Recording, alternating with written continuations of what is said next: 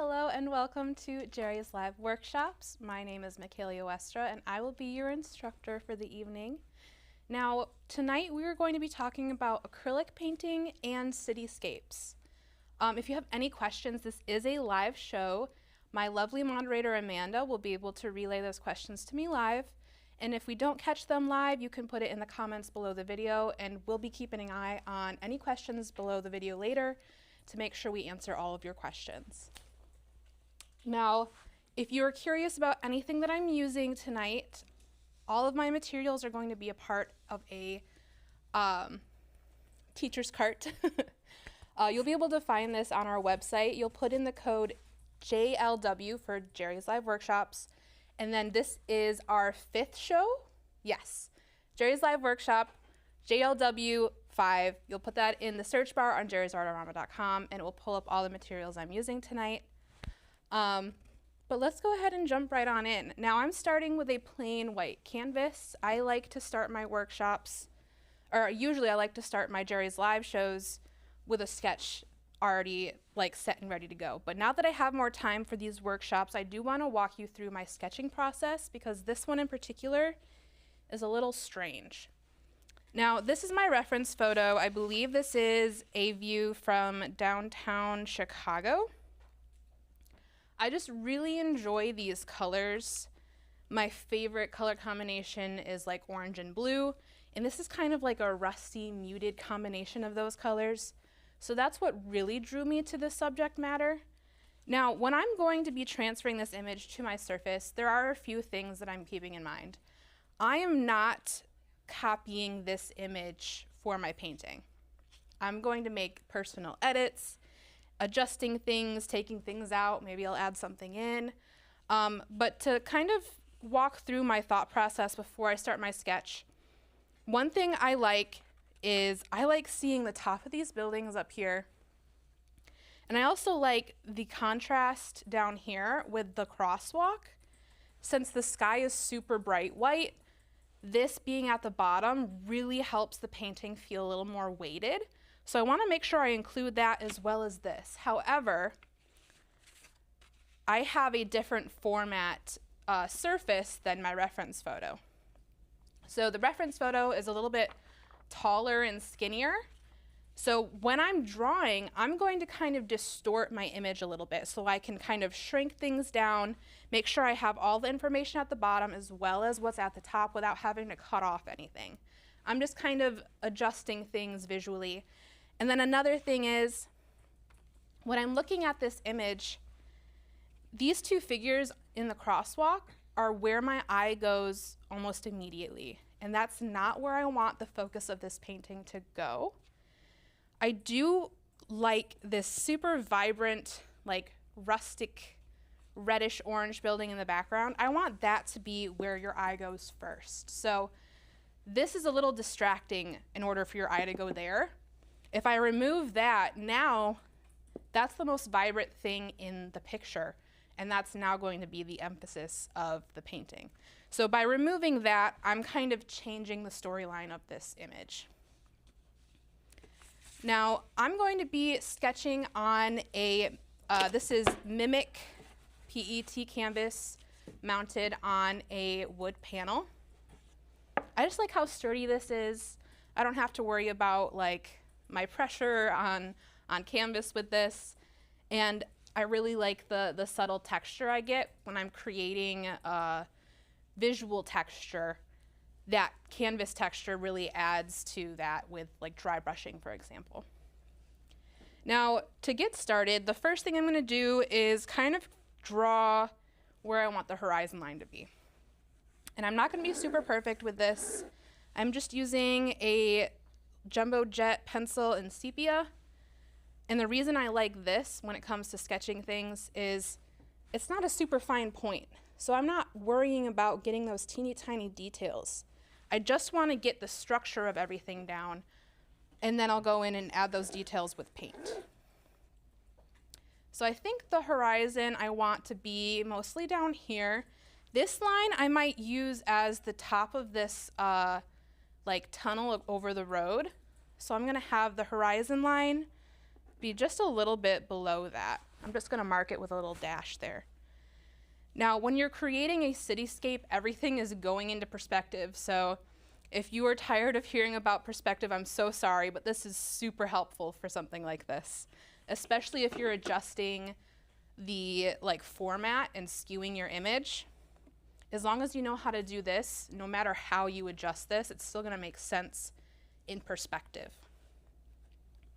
So I know I want quite a bit of sky, so before I draw any lines, I want my sky to be kind of here to here.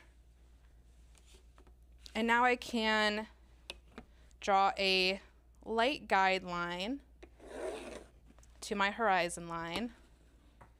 And of course, these buildings aren't going to be super straight. I'm going to be adjusting this line. But now, as long as all the buildings kind of fall roughly along this line, I know it's going to make sense in the perspective of what I'm trying to do here. So now I can kind of adjust as I go. I'm looking at the top of this building here. It kind of evens out with the horizon, and then this building goes straight up.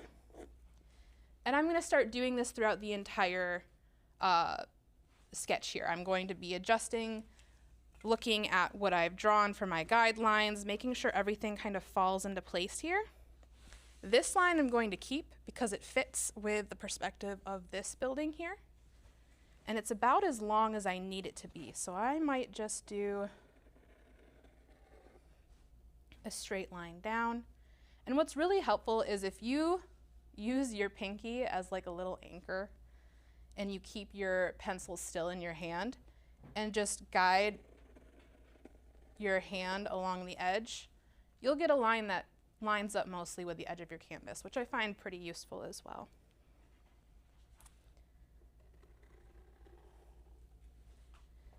And now I have another building over here,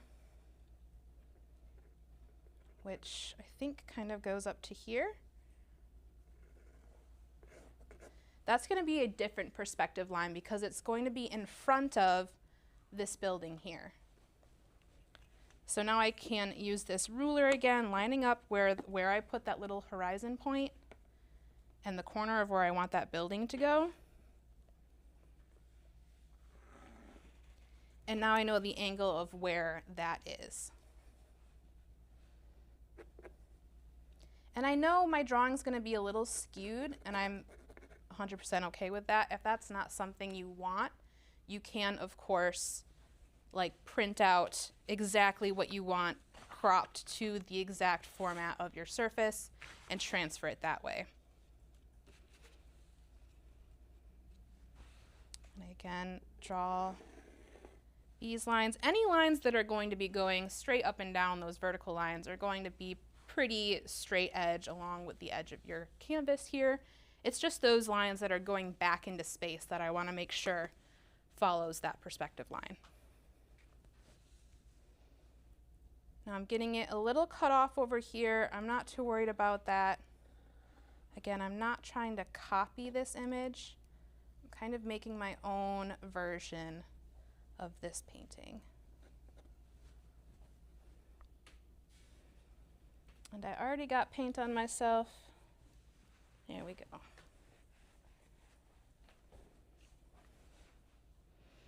And then I have another building over here,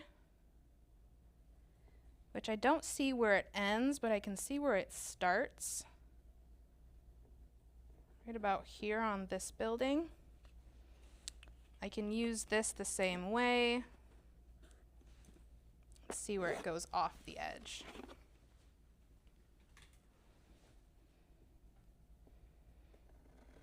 Another straight line going down. Now this is going to go beyond that original horizon line I sketched out. So I'm going to adjust this. And all of this is going to be covered up with acrylic. Acrylic is usually very opaque. If I make any mistakes at this point in the painting, I'm not worried about it at all. You can always paint over it.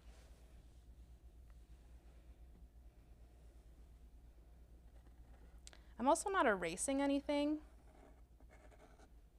I'm just lightly sketching things out so I know what to do next.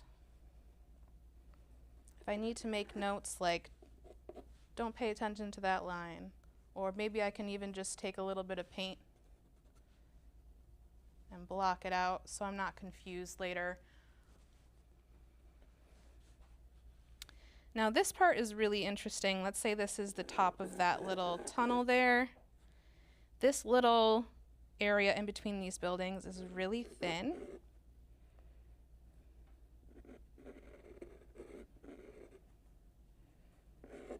It might even get a little bit thinner.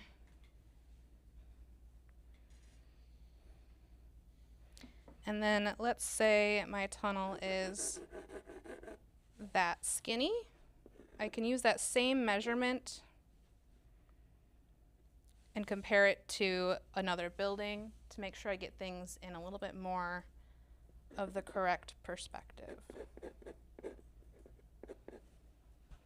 But while I'm going, is there anyone following along like paint and sip style? I'm always curious.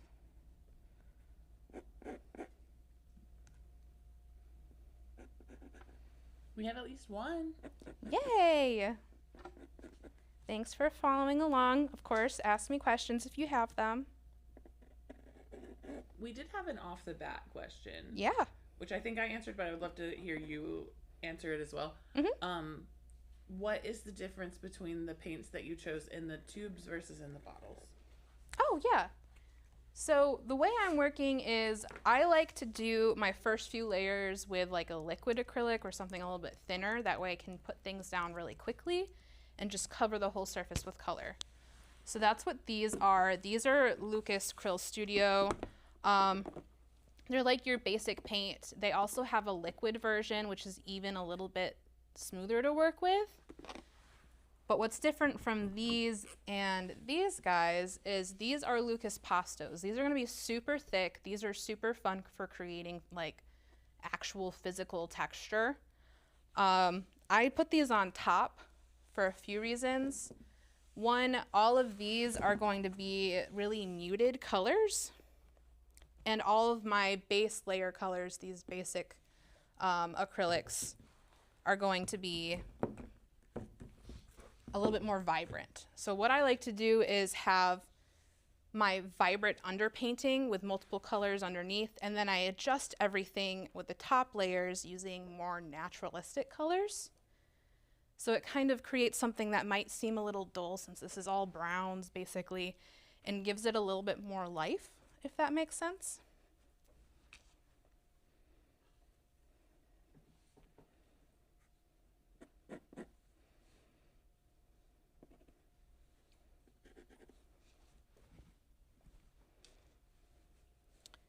All right. I do think I need to make this building right here. It's going to be a little bit smaller than I anticipated. I think in my other painting I made it a little bit bigger than I meant to. That's what's interesting about doing this is it's not going to be perfect, but like I said, I'm not trying to copy this image. I'm kind of making it my own. I'm taking inspiration from this photo to make something different.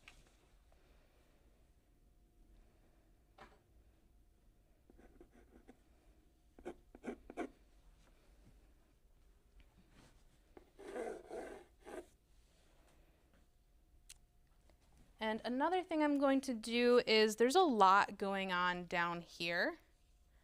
I'm going to simplify this by removing the cars.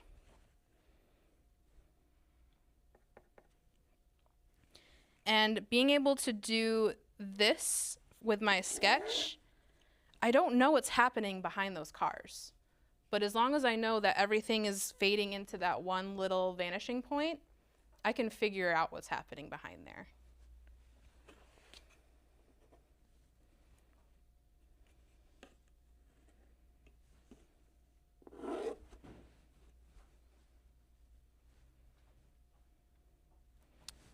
All right, and then there is a little bit of a street here. I'm gonna have that butt up to that building. And then from there, I'll make a sidewalk.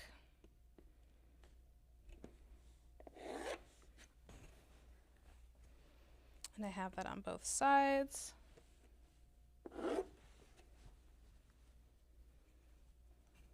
I can even draw a little line going straight down for that dashed line down the middle of the road.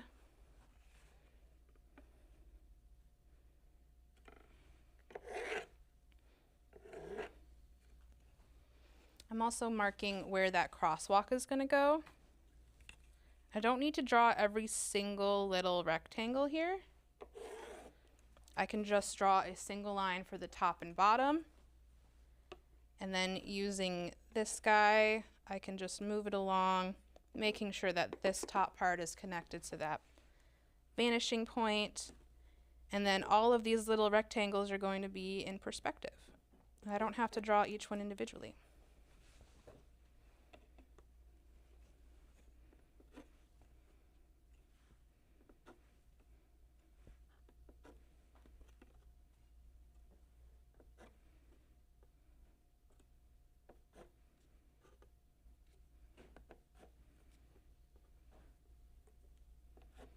All right.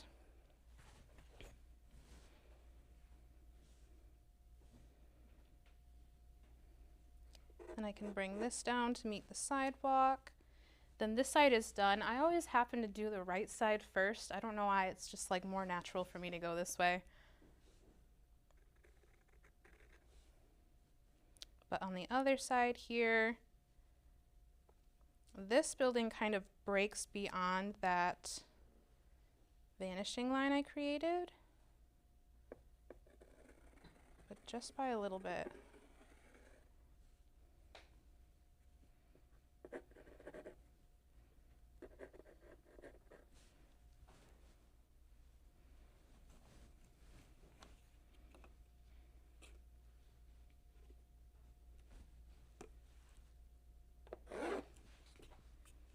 All right. This line I'm going to keep, but it's going to cut off right about here for the rest of this building. And then there's a few buildings in front of this big one in the back. And you can kind of see how loose my sketch is. Like I said, since I'm skewing the image, I just want to make sure I know where everything is going to land. I can always adjust it as I go, which I might do for this guy, make him a little bit shorter. Again, I can use paint if I need to, kind of erase things. Of course I could use an eraser, but I did not grab one of those, and this works perfectly. All right. So this building in the front here, let's say it kind of ends up right around here. And then it goes off the edge of the canvas, which works perfectly right up to the corner there.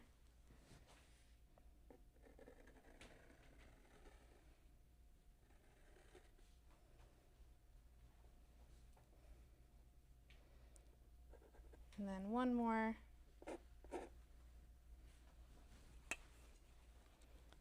Little building right here.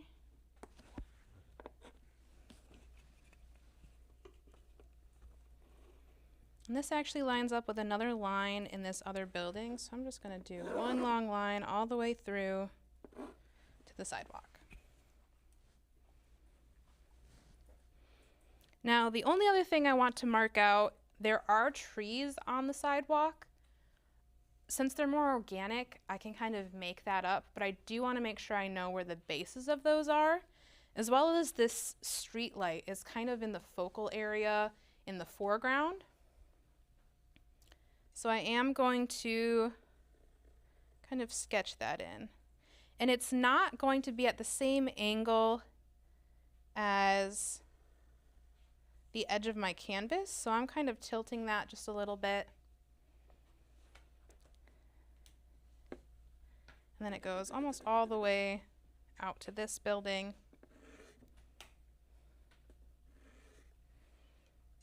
There we go. Now that's kind of blocked in.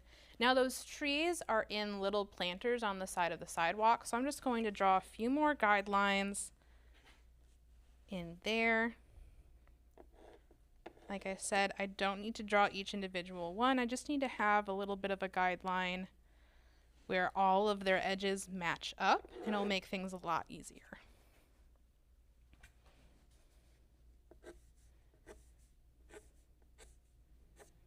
There we go.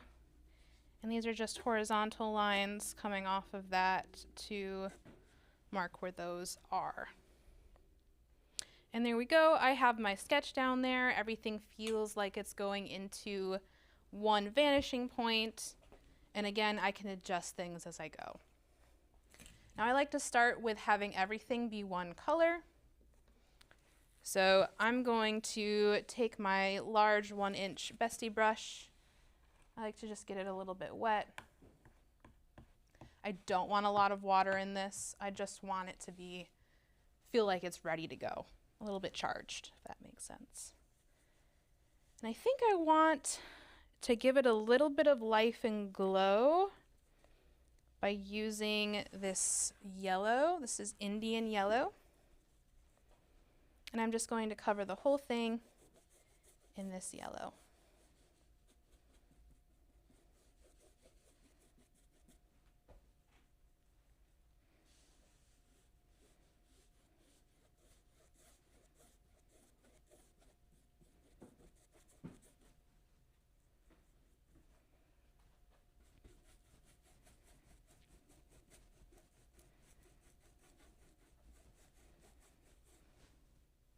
Now I will say acrylic is one of those mediums that is very much trust the process, because there's a lot of layering. I do feel like acrylic goes through a lot of ugly phases before it gets really pretty. So if you ever get into a slump when it comes to painting with acrylic, try to trust the process, see it all the way through, and then you can make your decision. I've definitely done that a few times where I've stopped because I wasn't liking it, and then I come back to it like a few months later or a few years later, and I continue working on it, and I'm like, man, why did I stop? And it ends out turning pretty cool.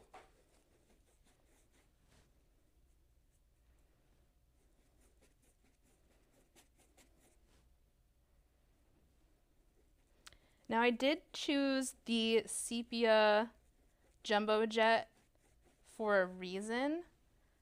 I didn't use graphite or the black jumbo jet because I knew I was going to be using a yellow underpainting. And if they mix at all, I'm gonna get weird greens. In this painting, the only green I see are in the highlights and the trees. So I didn't want any green peeking through in the background. If it was going to mix with another color, I wanted it to be something that would make something pretty. So that sepia mixing with that yellow, it's just going to stay kind of brown, which I feel fits. So even if they mix together and it gets kind of messy, I'm not worried about that because at least I know that it's going to make sense if it peeks through. It's going to match the rest of the vibe of the painting.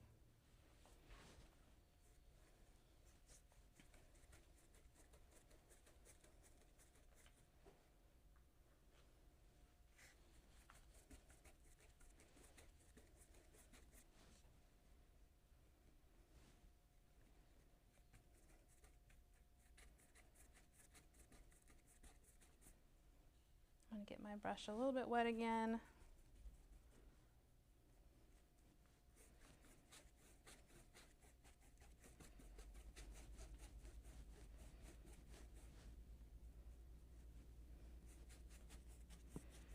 Also, I don't know what it is, but I've noticed that artists, when they're painting while standing up, will like hide their other hand behind their back. I do this all the time. I've seen Emmy do this. I've seen other artists do this. Why do we do that? Is it just like putting our other hand in jail, or I'm not sure.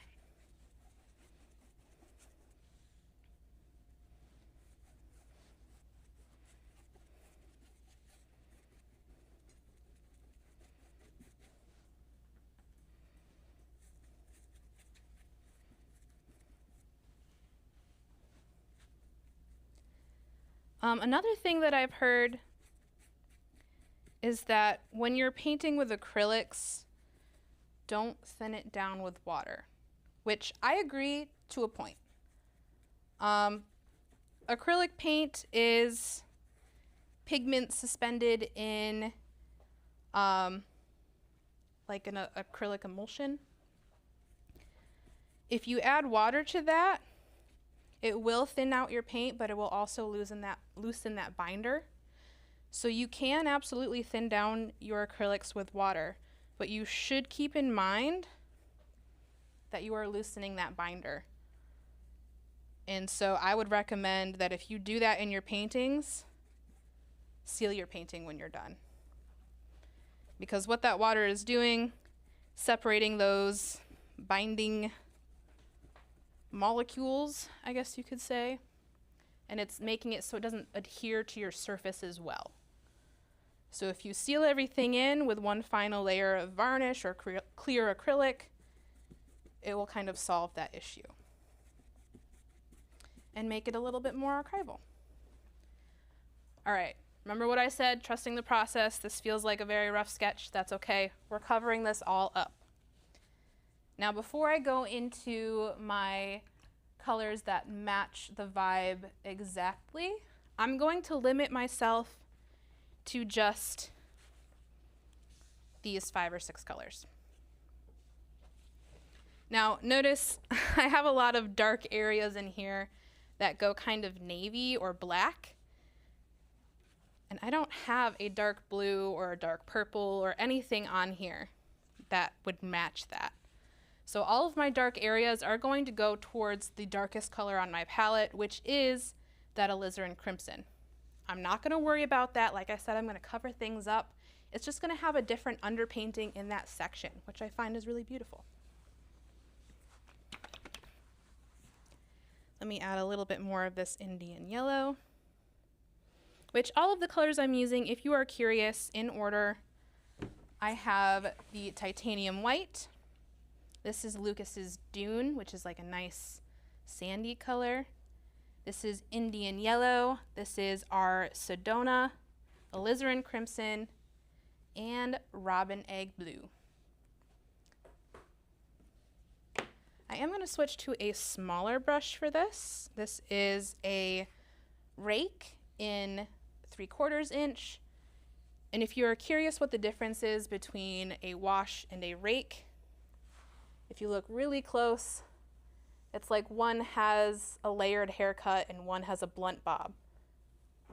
The layered haircut, it's going to create kind of like a streaky stroke, which I love, especially for doing clouds. So I'm actually going to start by carving out my sky using only white. And that will help me differentiate what's the background and what are the buildings.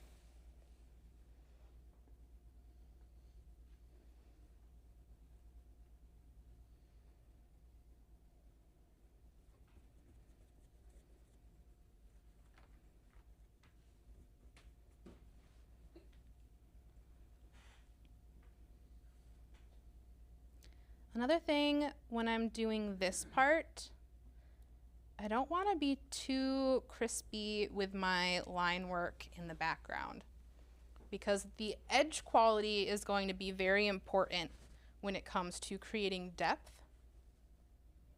I don't want any crispy lines in the background because that's going to draw your attention as if it is in focus.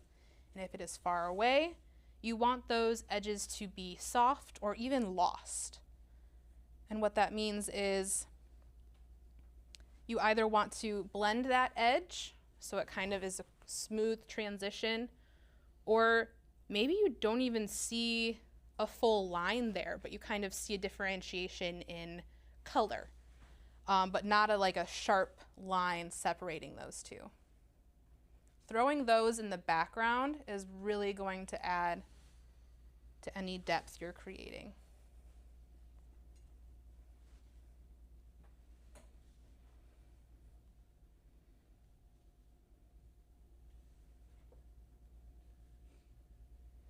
And there's a little bit of sky peeking through this tunnel, I'll just put a little rectangle there to remind me.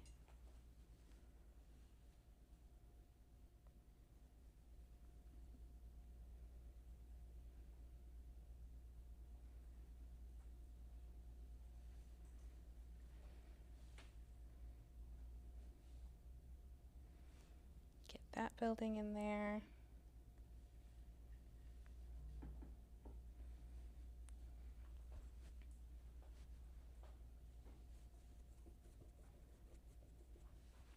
All right, now I can see where my sky is, I can see where my buildings are gonna be, and I can start going from there. Now I do kind of wanna add some of this blue. It's not the correct blue, but I'm also not super worried about that. I'm gonna start seeing if I can block in some clouds just by loosely tapping this color in. Ideally, I would go for a lighter blue. Let's add some white to this so it's not quite as punchy.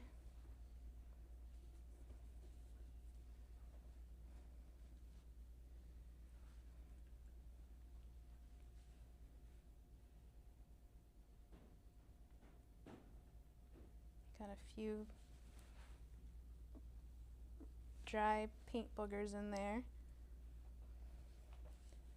There we go.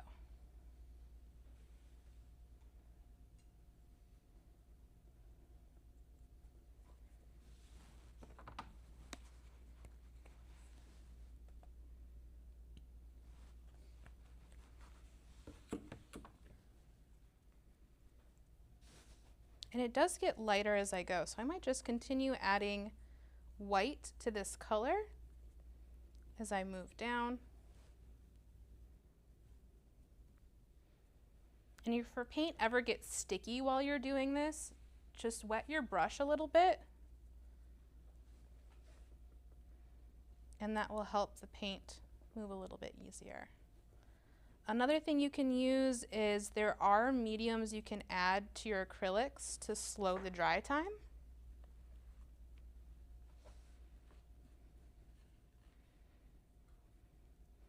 Which I actually have one behind me if anyone is curious. I can bring that up to the camera. I don't think I added it to the teacher's cart though, so if you are curious about it, you can look it up on our website.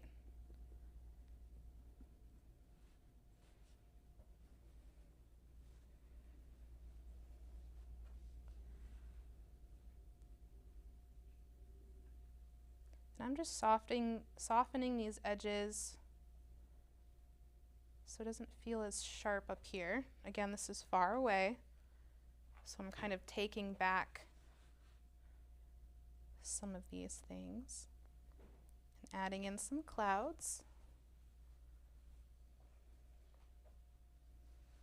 Just a touch coming out over here.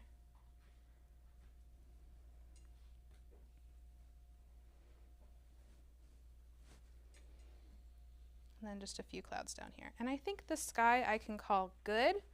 I don't want to go into too much detail up here. Like I said, this is far away. I want to keep things kind of loose. All right.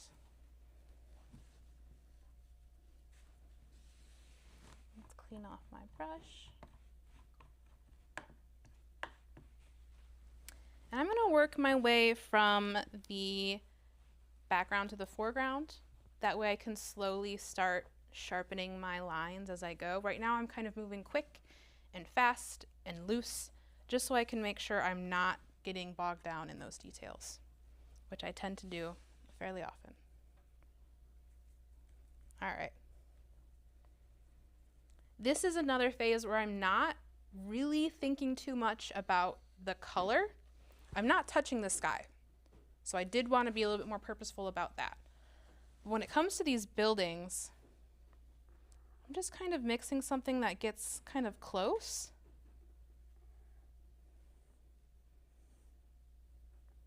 And then filling it in. The next step is going to be where I really bring out the details and the structure and bring everything together.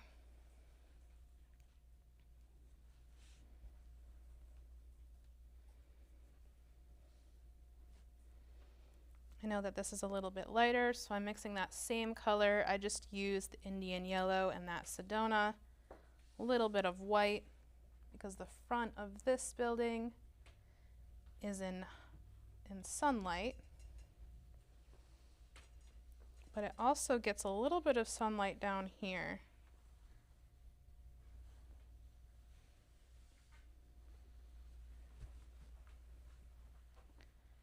All right, and then these buildings are kind of the same color, but maybe a little bit more orange.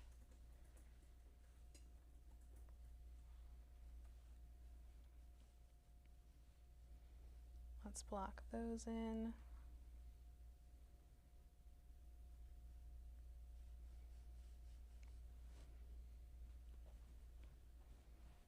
Same with this, same color kind of. It does start to get a little bit darker. That's going to be where I start bringing in the alizarin crimson. Even though it's not the right color, it is bringing me to a closer value, which is what I'm caring about in this particular moment.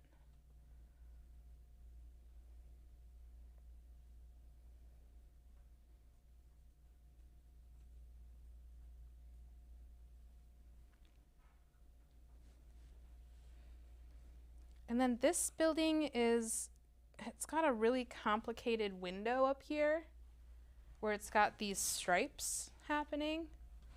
I might start that. You have a question? Yes, William was wondering where on the painting you would say the sun is coming from? I would say it's coming from kind of in front and above. There are some areas where maybe their building is like a building out of the picture is blocking the light, which is why down here feels really dark. But it does feel like a lot of the bright areas are the side that's facing me. So it feels like it's in front of or behind the photographer over to this side of the picture, if that makes sense.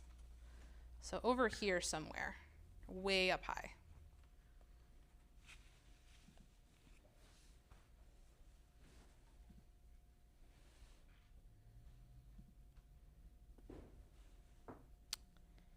And then I'll just make this whole thing here dark.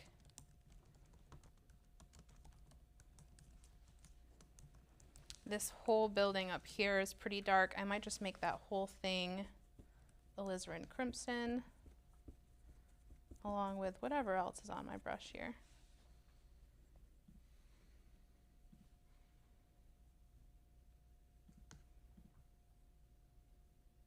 Now you can absolutely leave some of that yellow in this step. There are definitely some areas in this painting where I would say match that yellow, like some of these vibrant oranges. I might just leave that yellow like I did up here. Or even this vibrant orange brick. I feel like even the Sedona isn't quite the right color, so I might leave that yellow.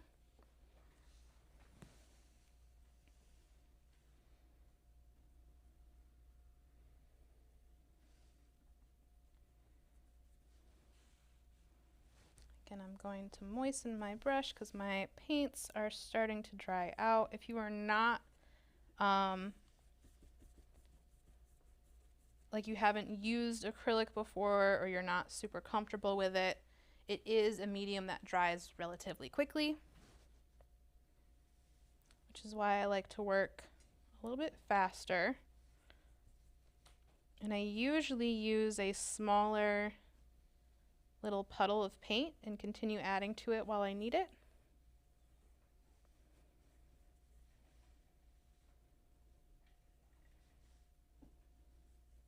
And another thing I'm doing while I'm painting like this is I'm creating interesting textures. Like even though I'm not painting all in the same direction, it's not super pretty. I'm covering up most of this, but any of this that's peeking through is going to add to the visual texture in the finished piece.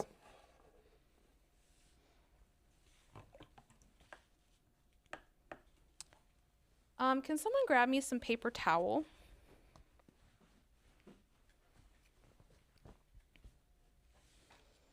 All right. My Might add a little bit of blue to this to tone it down.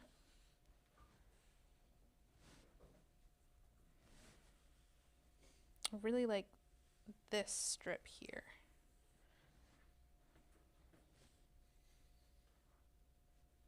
Thank you. And then this gets really dark at the bottom.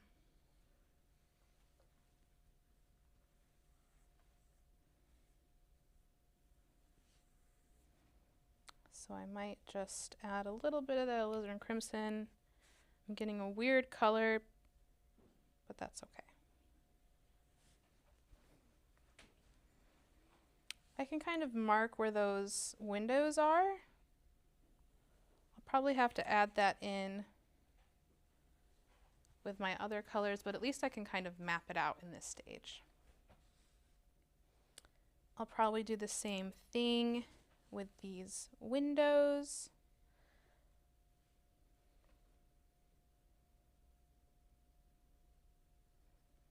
Not perfect, but I can adjust that later.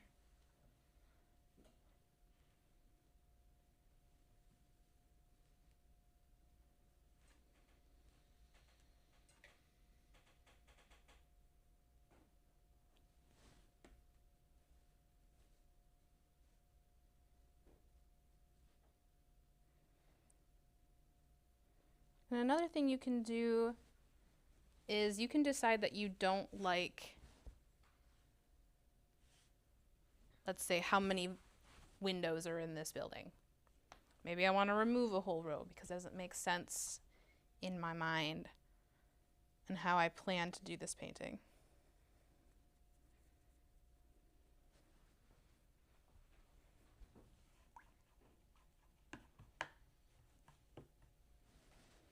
And since I'm planning on crisping up all my lines in the foreground, that's why I'm not really being super careful about the angles and everything in this area. I'm going to be using different techniques for creating those sharp lines, which are going to really add to creating, what am I trying to say here? I can use them to create those lines by connecting my tape to the vanishing point, or making sure my ruler that I'm using to create a sharp line lines up with my vanishing point. But I don't have to do that in this step. This is the step where I want to be allowing it to be a little ugly.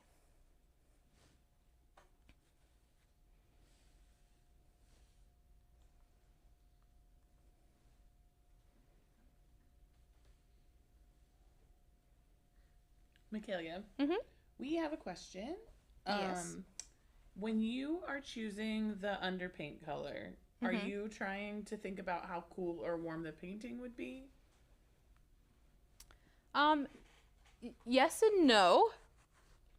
I have this process where I like to create a really cool color scheme in the realm of my reference photo. Because I care more about the colors I'm using than copying the image, if that makes sense.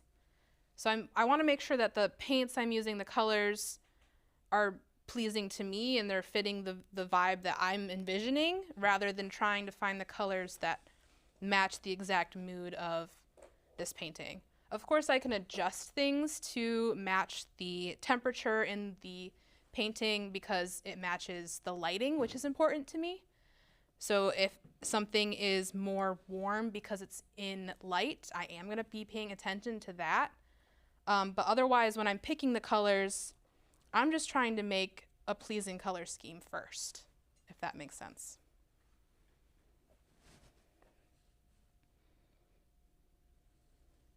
So, but when you settled on the yellow, was that because of the color scheme, or did you already know you wanted it to kind of be warmer?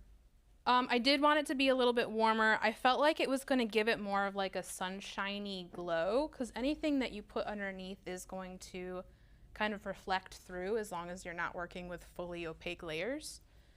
So I feel like this is in my mind, I wanted it to be a little bit more sunshiny, a little bit more punchy than my original reference.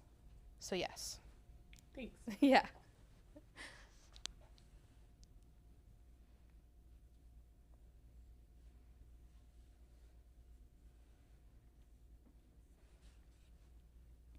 And another thing, since I only have one kind of blue, anything that has blue in it, like the reflection of these windows, I'm going to make sure that that is filled in with the only blue I have.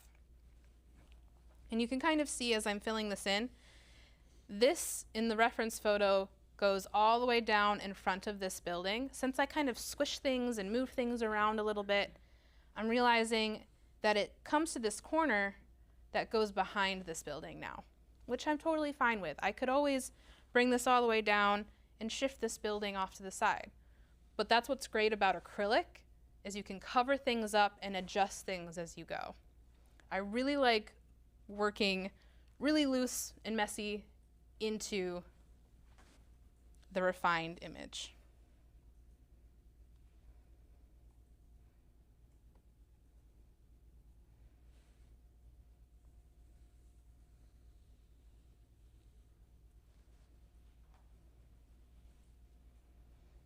And this building has 3 little windows here.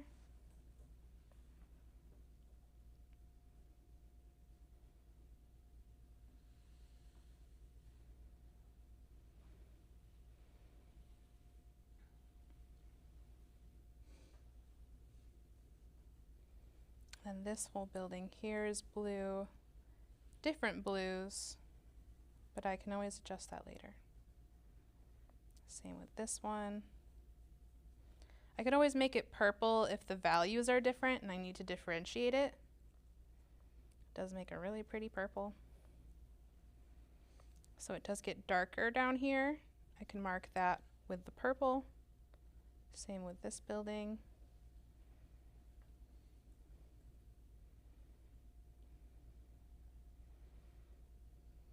And then there's a lot of windows in here. I think that's too much to put in for this first step. So I'll do that in the refinement step.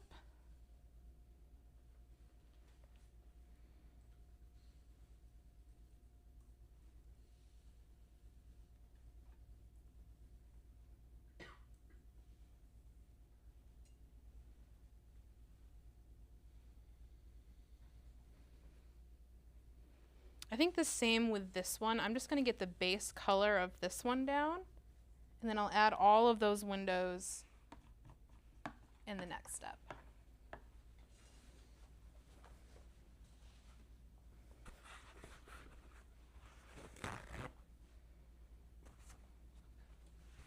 And then once I get all of these base layers down, we are going to take a break. So I'm aiming for like 7 o'clock if you're following along.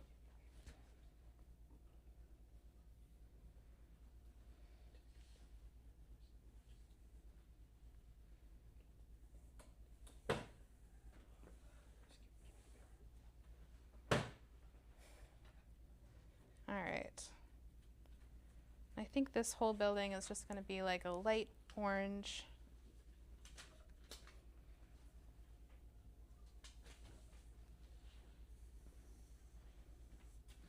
And I know I'm going to put a tree in front of this, but I'm going to add the trees at the end. So I'm just going to paint over that.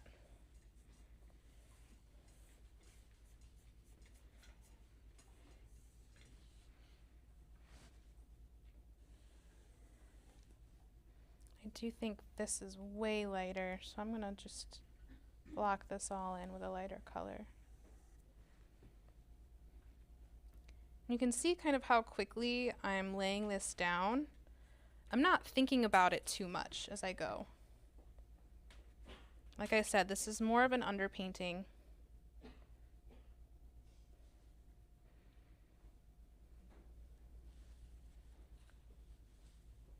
Now, since this is going to be my focal area, this really vibrant, like reddish orange building, I'm going to try and get pretty close to that because these are my vibrant colors. My next few colors and the next few steps are my more neutral colors.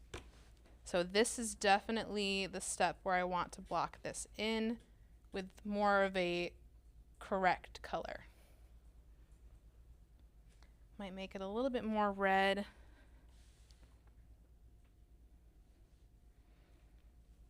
And maybe I'll do a line where all of those, what are they called? Escape steps line up.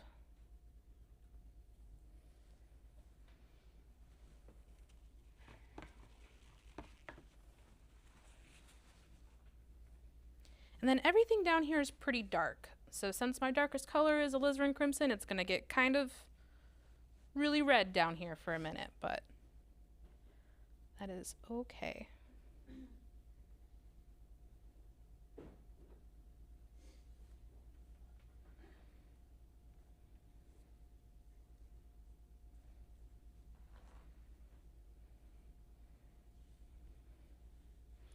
I also have this tunnel, which is really dark.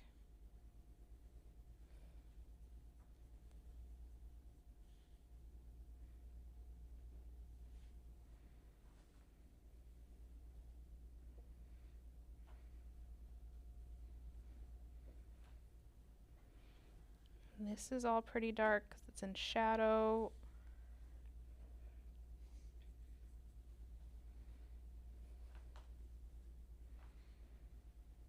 And then I have a tree over here, which the planter just kind of looks like a little blob. So that's what I'm gonna do. We got 4 little planters over here. And a quick tip I use when I'm painting quickly, if I line up the bristles with that diagonal line, and without moving my brush, move the whole thing horizontally, the same angle as the horizon, I get a really quick shape in there that's almost the right thing that I'm aiming for. And it's really quick, one stroke. Don't have to worry about it too much.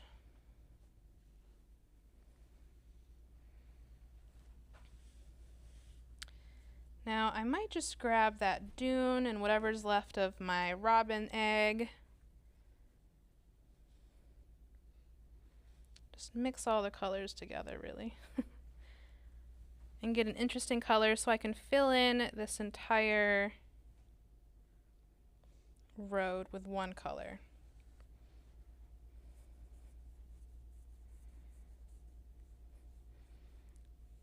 It's not the right color at all. It's feeling a little bit like a Disney Channel show right now. But like I said, this is, you trust the process, you start with this, and you refine and allow some of this to peek through if you want to.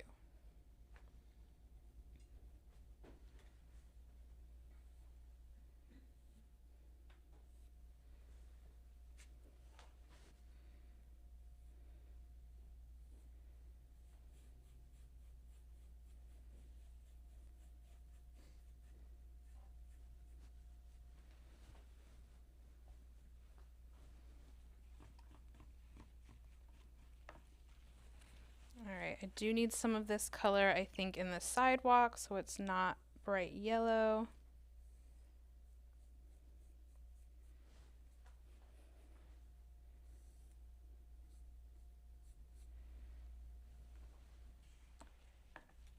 And then I'll block in the blue of this building.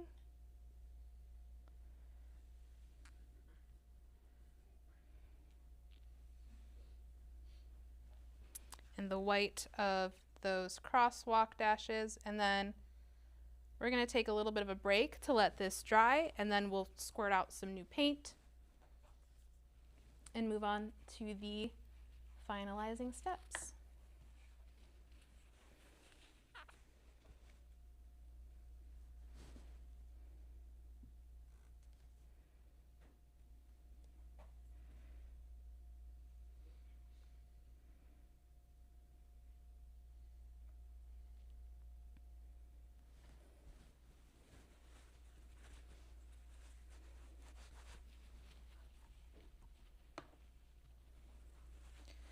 All right, with that, my underpainting is locked in. This is going to be what I'm going to be working with.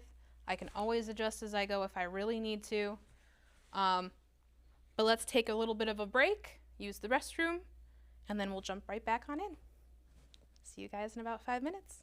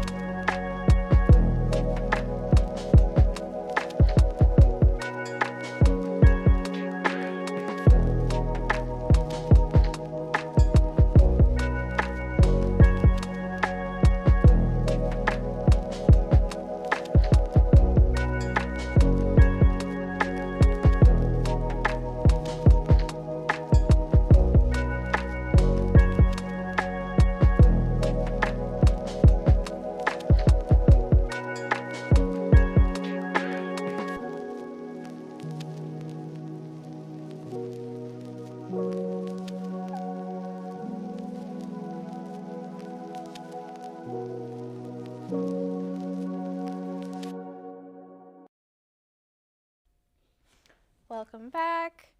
We are going to now refine this image, neutralize some of these colors. Anything that's pure alizarin crimson, I'm probably going to cover up with, I have a Payne's Gray, which I really love. Instead of a black, it's like a really dark navy color. So all of my dark areas are going to be more along the lines of that. Now, while I was looking at this, I do think that this building right here is a bit overwhelming. So I am going to kind of cut it down a little bit and bring more of this building forward, which is going to be super easy. I just need to bring down that line of blue and cover up that edge with some of that Sedona color.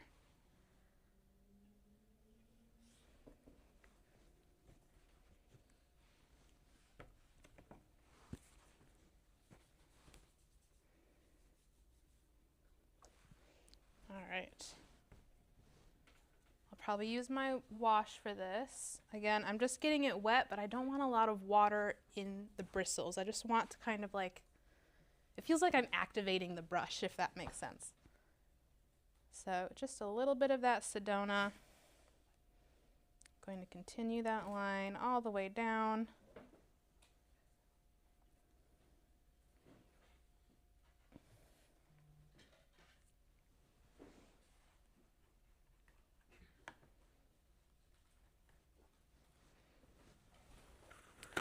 And then I'll bring down that blue, and that will kind of push that off a little bit to the side.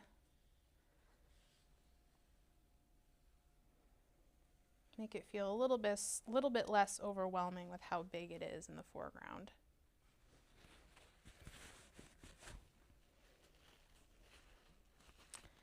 All right.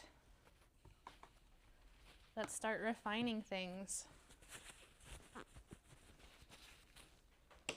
Now sometimes I'll just pick whatever is bugging me the most and I'll start there. So if you're painting along, I would follow that. Whatever's bugging you the most, start with that.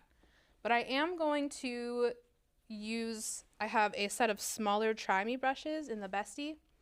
I'm just gonna grab this 8. It feels like a really nice basic shape and size. I'm gonna start in the background and just try to match the colors a little bit more. And I'm not going to refine the shapes as much because I want those to appear far away. So I want the edges to feel a little bit softer or a little bit more lost. I do want to get rid of any yellow, at least where there's blue. Just as a personal preference, I believe. I feel like allowing anything that I've put down already to peek through is going to look really nice.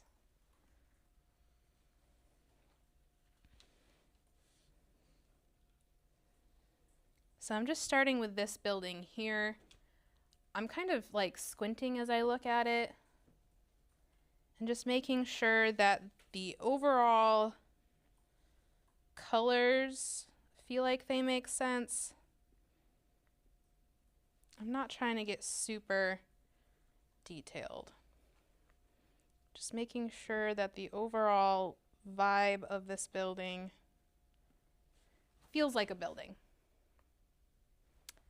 And I think I got it already. So with that, I'm gonna move on to the next building. I'm also making sure that it's still pretty much rectangular. Some of these kind of got a little bit away from me. So I'm just adjusting with a few little marks and lines to making sure that it feels like a rectangular building. Okay.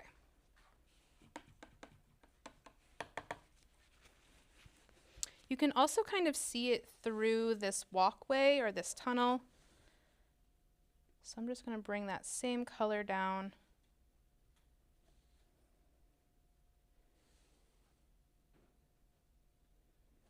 Through there.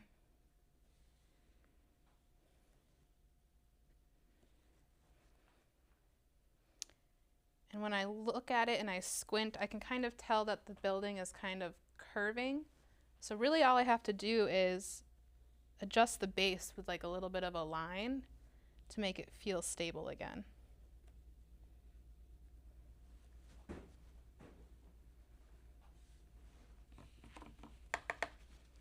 Now let's move on to this cute little pink building. I kind of like where it's at already. I'm just going to adjust the shape of it a little bit and cover up some of that yellow. But other than that, I'm keeping the underpainting for this building.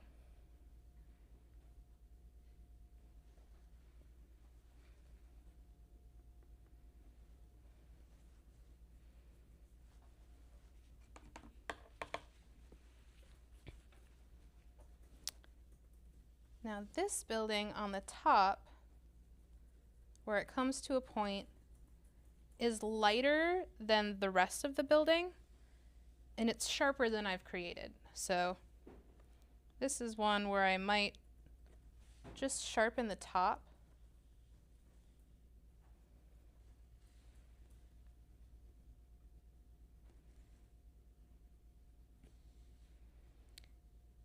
And block in where those lighter moments are happening.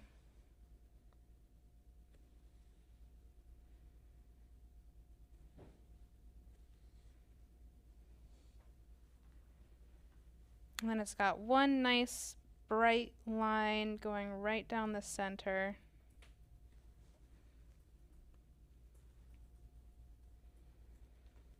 And then this building next to it has quite a bit going on, but it does feel lighter there, and then it gets darker on the other side.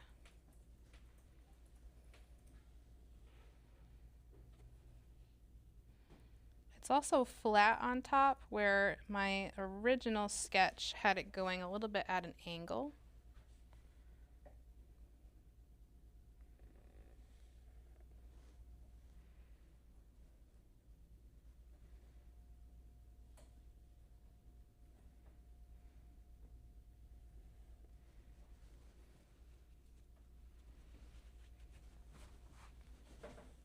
I am going to kind of straighten everything. This might be where I bring in my ruler just to make sure I have the right angle of this, because I feel like what I have on there is not correct. And what I love about this ruler is it is transparent. I can line it up with the edge of my canvas here. I can see through it where I've placed it. I can put a little bit of a line there. And now I can see that things are a little bit askew, and I'll just need to adjust it as I move to the right.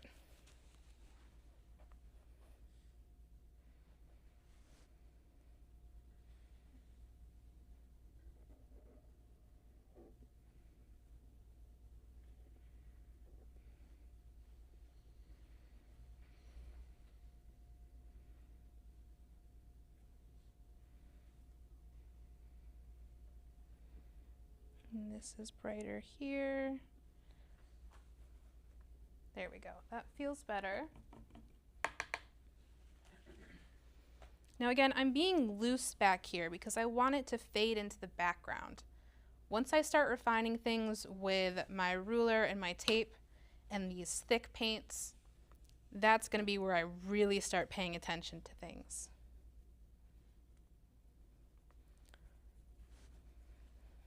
And once I get into those details, I kind of get stuck in that zone, which is why I wanted to start back here, so I can stay in that loose state and not have to go back and forth.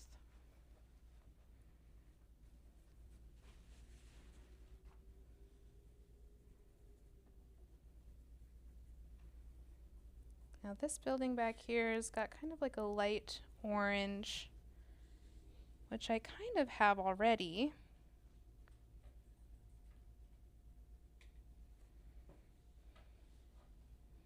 There's also a few buildings happening back here where right now it's just one solid shape.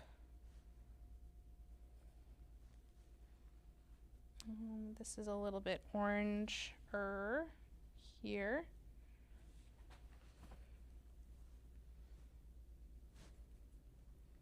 The top of that building is more of like a cool brown. So I'm mixing the burnt umber and the Payne's gray with a little bit of that beige. Maybe I'll get it a little bit wet.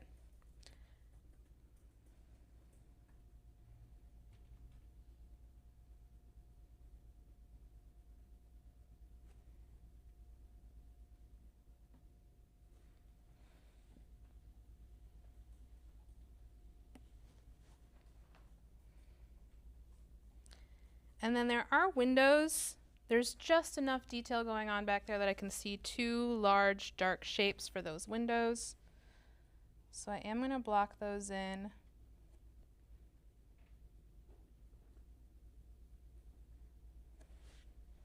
Right there.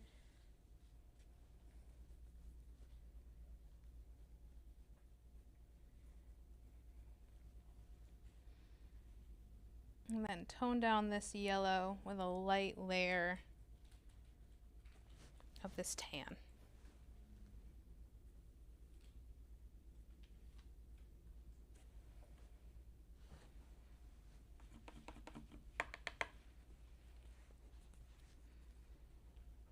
All right, I'm not going to touch this building much, but it does have a darker side that's kind of barely showing just to the left of here.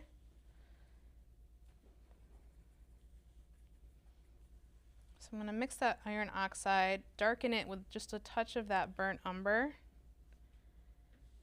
and try to get just a nice straight line to reinforce that shape there.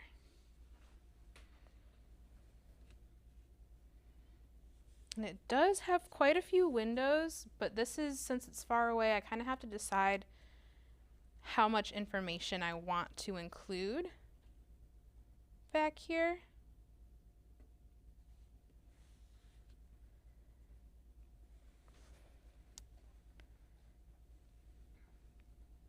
I might just hint at this stairwell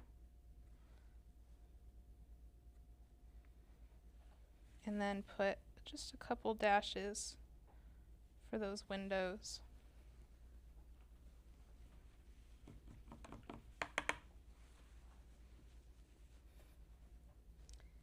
And then use that beige. It's got a really nice bright door right at the top of that escape hatch. Or what is it called? Is it like a fire escape? That's what it is.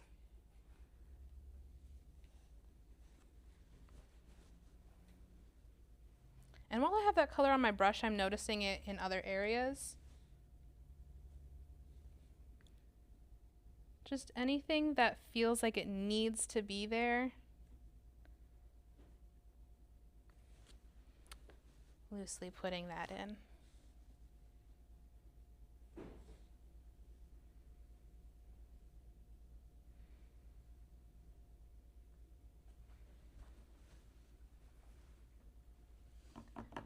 Now, as I'm refining this, I'm really glad that I kept most of this down here pretty bright white, because there are some areas that I want to kind of cut away that I wish was sky. So I can just go back to my bright white.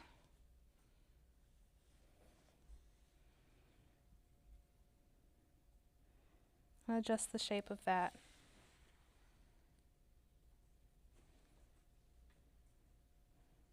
Just the top of this building, I want to be flat. And that feels a lot better.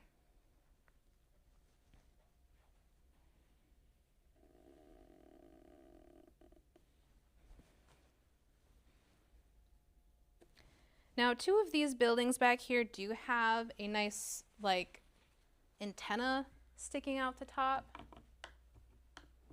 I do have a little trick for that. I have a palette knife, and I'm going to pick, I think, maybe I'll mix a color. So I want kind of like a grayish beige, something lighter.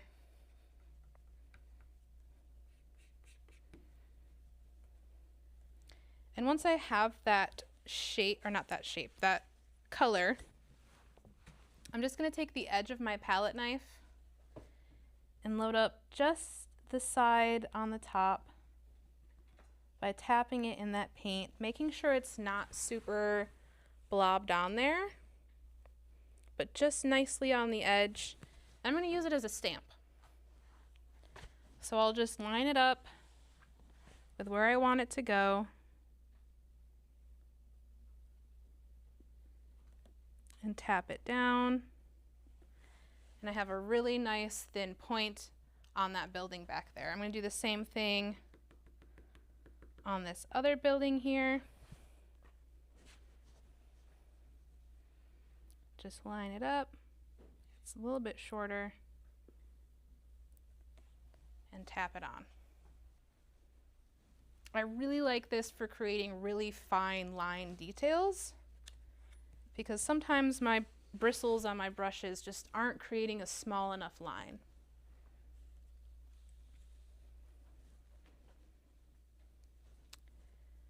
All right, I think the background is feeling good. Now is going to be where I start refining everything else.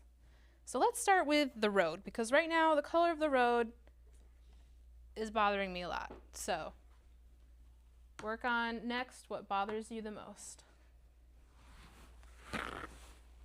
And roads are not pink, though I think that would be really cool.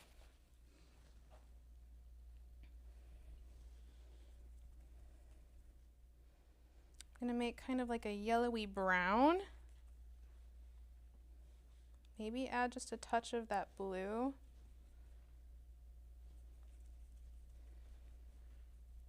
And I would add red or orange, but since I'm putting it on top of this, I feel like I don't need it. If I apply it light enough, add a little bit of water to it, I can probably just coat this entire bottom area with this one color.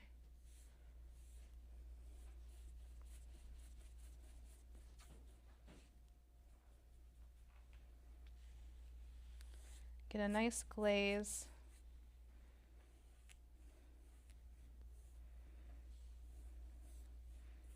And I feel like that kind of yellowy color mixed with that pink creates the perfect shade that I'm looking for. Of course, the shadows are way darker, but I'm not worried about that yet.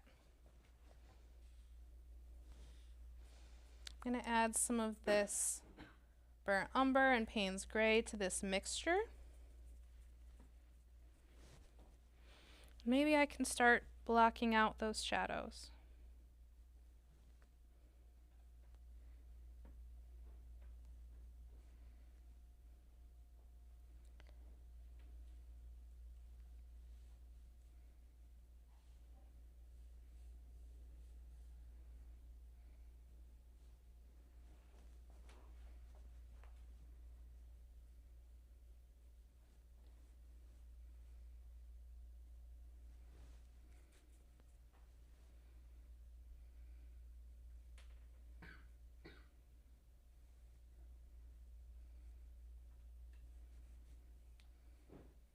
As long as I can still see where those white rectangles are, I'm going to kind of paint over them, so I'm not worried about avoiding them.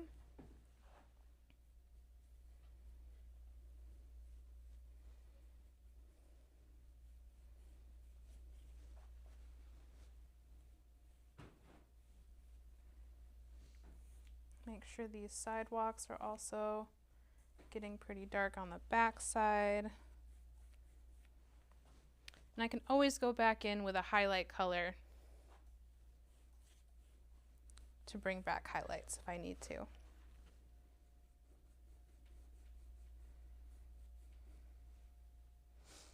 I might even use this color to tone down that alizarin crimson to the right.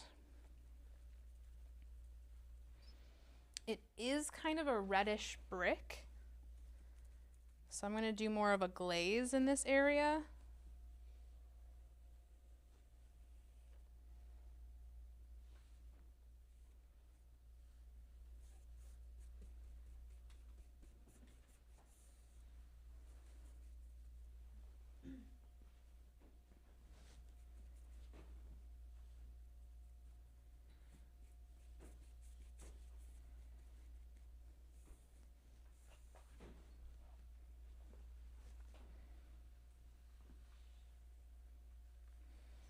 And to make sure I still make it look like it's coming in front of that other building, I'm just going to extend this line here a little bit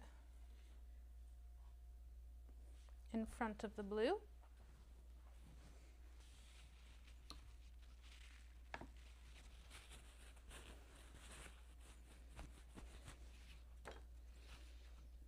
And then it's got a nice light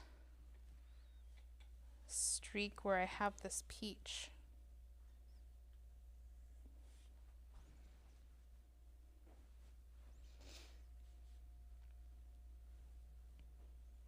Now before I add any windows on this building, I do want to let it dry. And it dries pretty quickly, so I'm just going to work on another building while I do that. Now, I don't love this giant yellow rectangle here. I just want to make sure the value is closer, so I'm just going to put darker color here.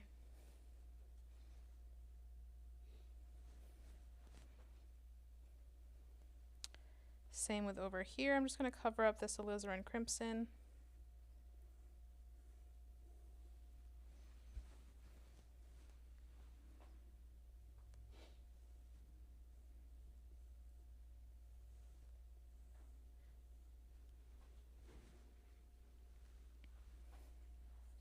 Here's some more alizarin crimson that I want to cover up with something.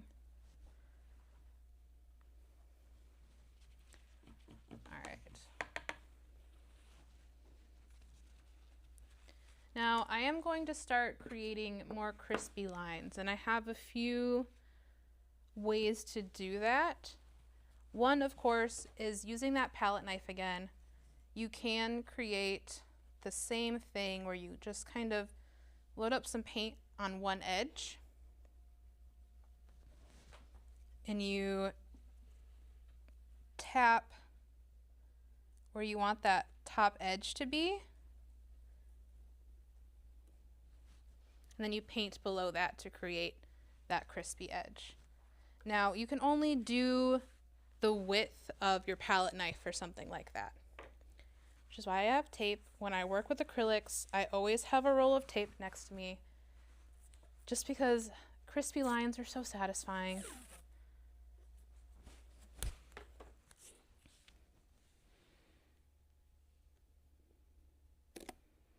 So I'll line this up with where I want that to go. I'll take a step back, make sure it's actually straight.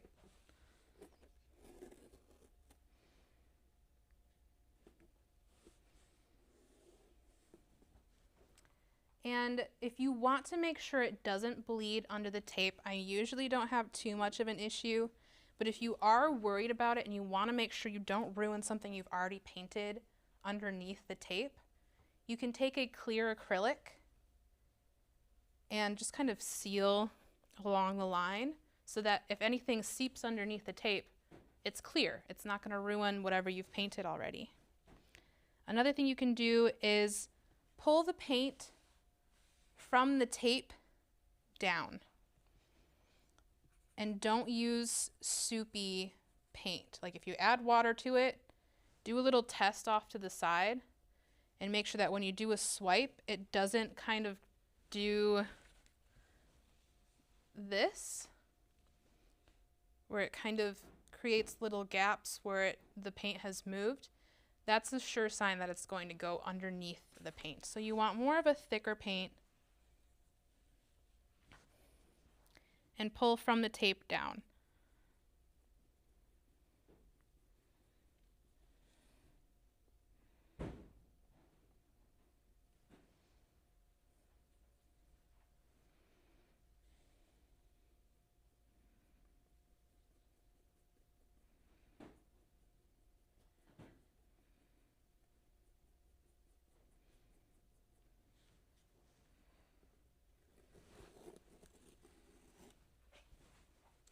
And then the top of that is nice and crispy.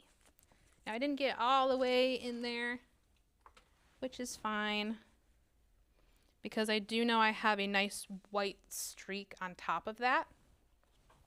So even if I don't make a super crispy line, I'm going back with another color. I am going to do the bottom though.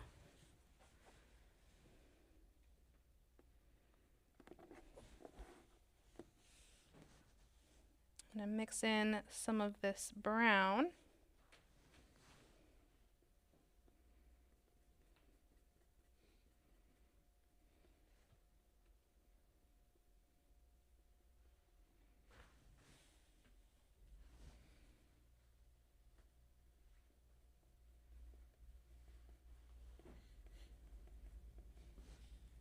And get a little bit more of a crispy line along the bottom.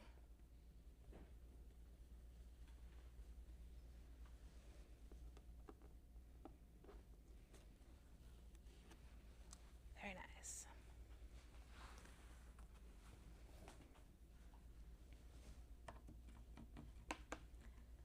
Now, one thing's for sure, if you are painting a cityscape, there is most likely going to be glass and things showing through the glass. Now this, for example, I painted this little peek through the tunnel here the same color as the sky. Doesn't really make sense right now. Now you want to keep in mind when things are going through glass, they're going to change in color a little bit. So what I'm going to do is I'm just going to grab the darker color from my sky, which is that just plain blue. I'm going to fill that in with that blue. And now it feels like it's showing through something. It's changed a little bit.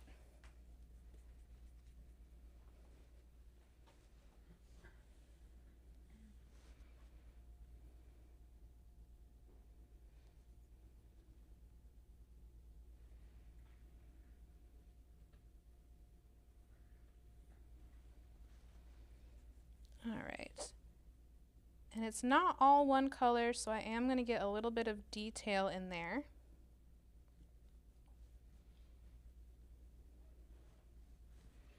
I am going to use my ruler for this just because I feel like it's a lot faster to get a quick stroke using this. I just pull along the edge there and pick it up, and I got a really nice crispy edge with that as well.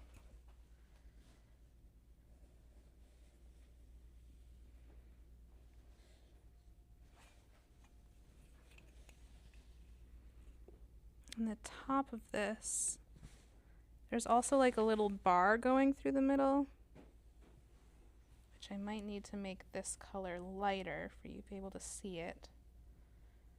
I don't want the value of these details to be the same as everything else, otherwise you won't see them.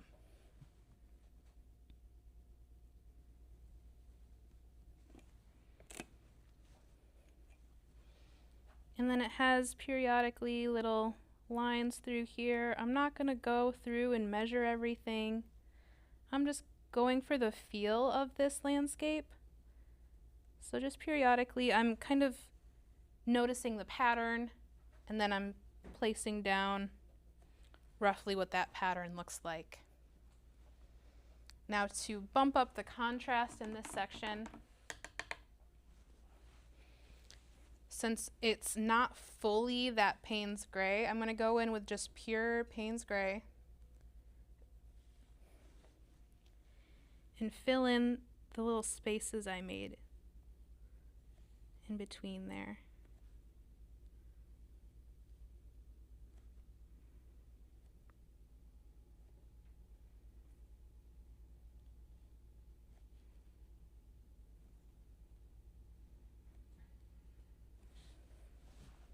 And that bumps up the contrast. It makes it feel like there's something happening there.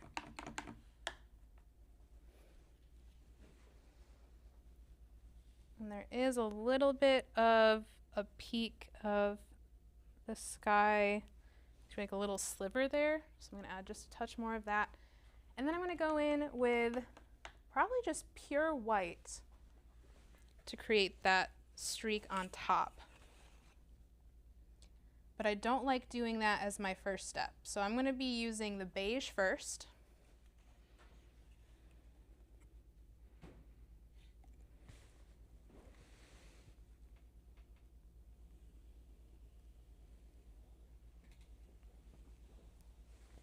and marking that in.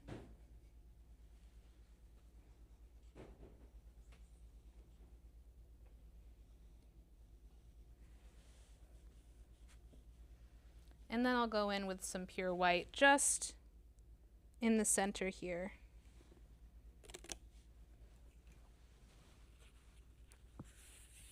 I don't ever have to make a single line all one color.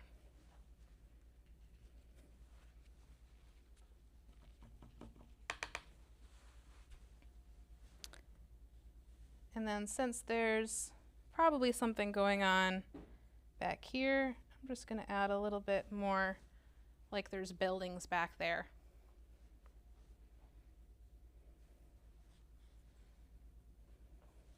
Now this whole area right here, it's just chaos happening down here. So I'm just going to do some really fun strokes that mimic the value and texture of what's happening back there.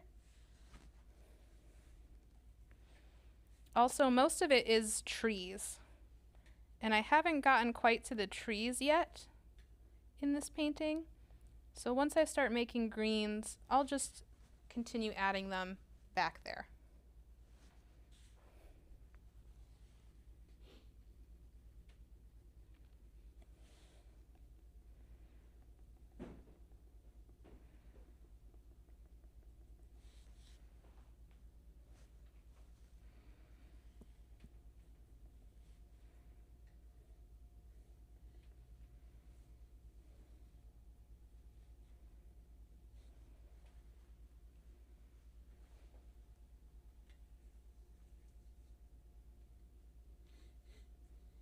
All right.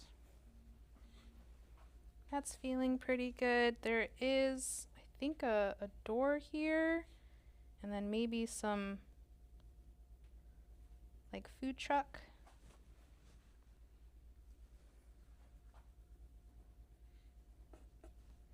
All right.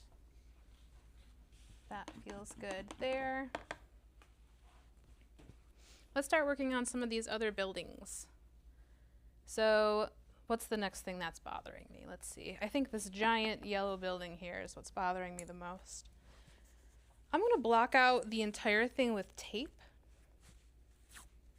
and then start going in with the ruler to get those windows in there.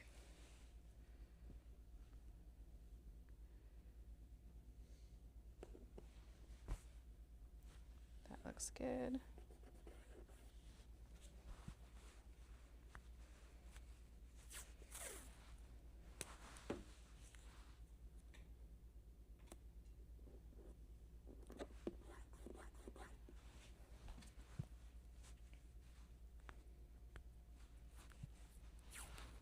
Another thing that's super satisfying to me is when I use tape, it's kind of like you don't see the final picture until you remove the tape. And tape peels, oh my gosh, they're so satisfying. And when I work in acrylic, I use a lot of tape, so it's very satisfying little bursts of dopamine as I go.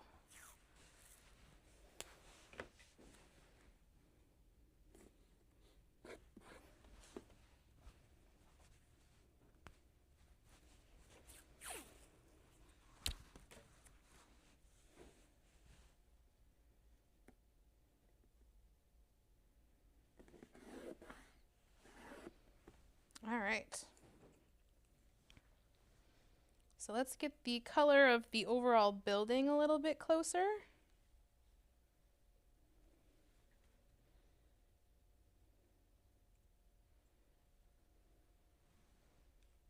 Get it a little bit wet, more of a glaze, but not too wet. I don't want it to go underneath my tape here.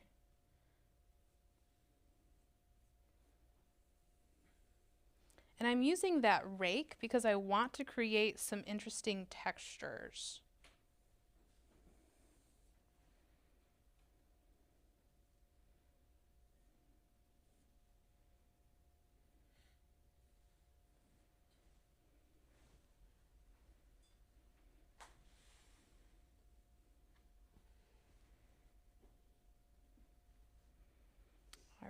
And then this side is a lot lighter, which I already have a pretty decent color. I'm just going to do one little streak there for that.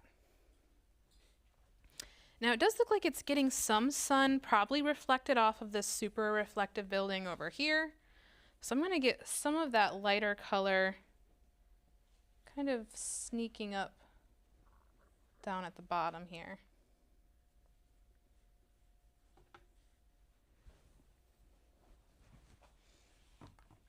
We have a question? We do. One of our viewers was wondering if you had a recommendation on the best thinner to use with acrylics.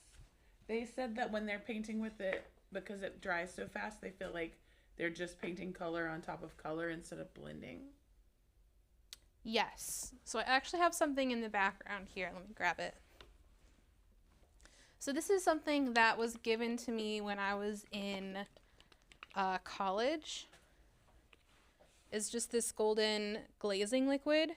It's going to make it so that if you're afraid of watering down your paints with water, this is going to be more archival. It's going to be stronger. And it's basically just like a really fluidy, clear acrylic, I guess you could say. But you add this to your paint, it's going to help it slower, or dry slower, words, my gosh. It's going to dry slower and you can work with it better. It's going to thin things down.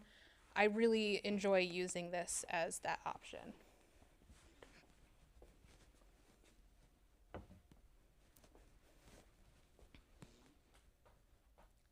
All right. Now the windows, I'm going to get a nice big pile of paint for this because I'm going to do quite a few windows. I'm just mixing the two blues I have, so that Payne's gray and that robin egg blue.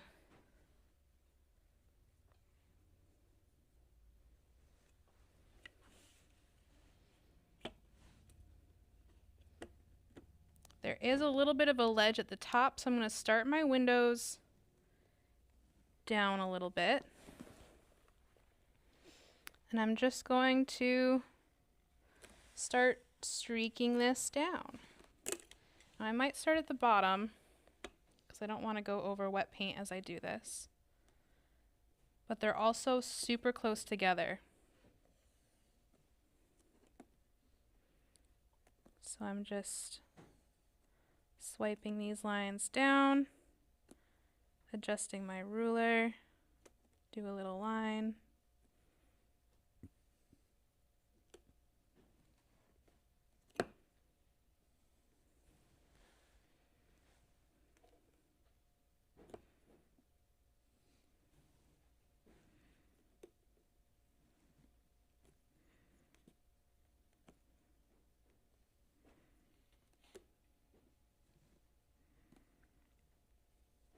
And I'm just making sure that as I go, the bottom of this is always lined up with the horizon point. I can adjust the top, but it might not line up at the bottom still.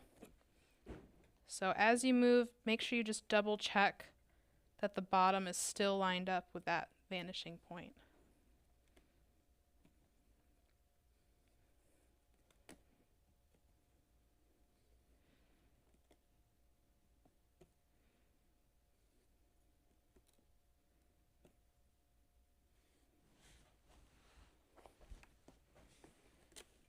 Now they do start to get a little bit bigger, these windows. So these last couple lines I made, I might just, oops, make it a little bit thicker.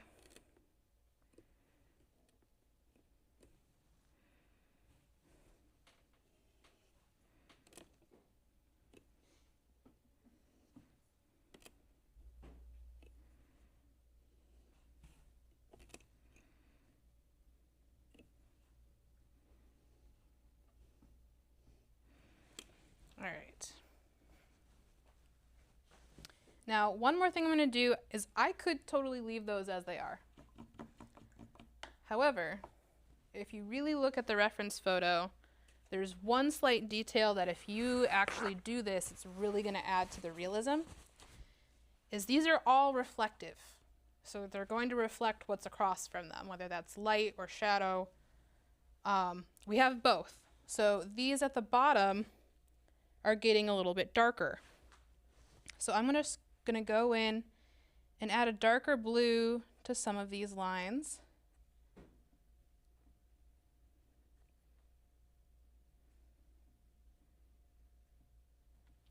And then up here, there's a really nice glare that kind of goes at an angle across these windows here. It's reflecting a cloud. So I'm also going to be doing that.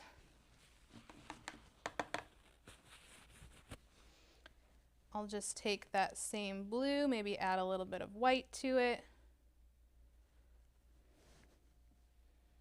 And then just a couple dashes along here at that angle. It's now going to look like there's a reflective surface there. And just those subtle touches really add to it. I might even bring a little bit more of this darkness along these thin lines here.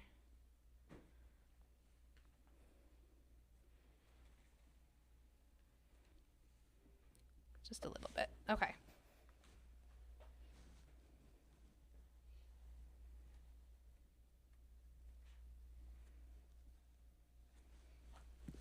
And now I have that done. There are more details in this, but I do feel like that's probably close enough.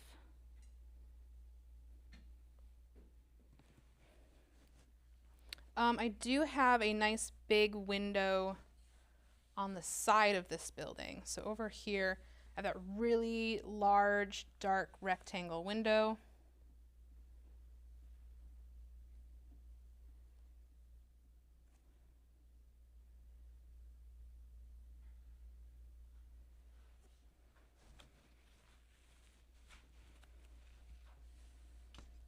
First did a little bit of a glaze, and now I can crisp up those edges just using the side of my bristles. That way it kind of gives it a more of a frame, if that makes sense. Instead of it just being one solid color.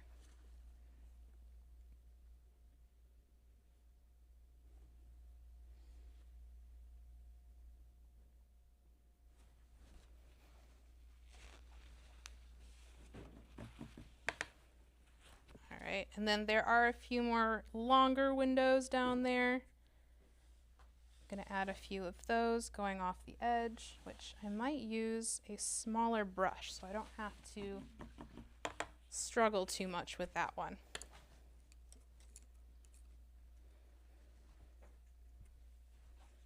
Let's see.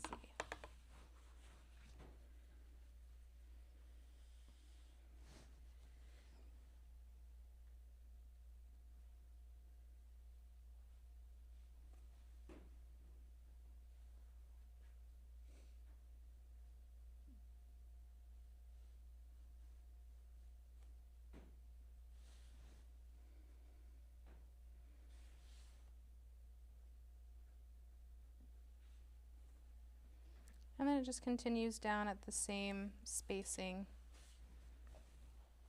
There is some variation in those windows. It's totally up to you on if you want to make those stand out. I might just do a couple streaks of something lighter. And then a little bit of something darker, just because that large window feels like it's really standing out. That feels a little bit better.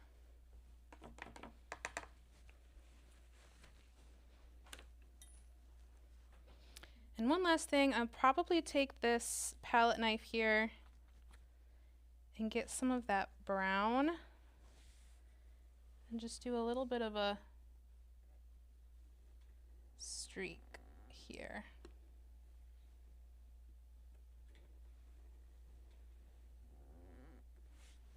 That feels good. All right, and now we can reveal and continue painting. I might just do a little bit of something here to redefine that edge.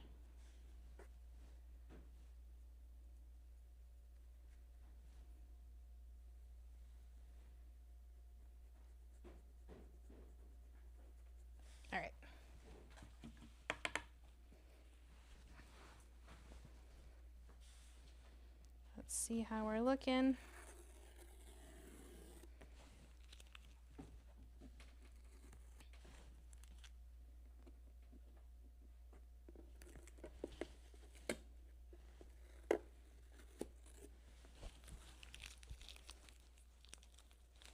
And it's looking pretty good. The only thing I can see is somewhere in the sky I have a little bit of something, but that might have just been from before. So I'm not going to touch it. All right. Let's now focus on this building is now bugging me the most. So let's work on that. Starting with this little section here.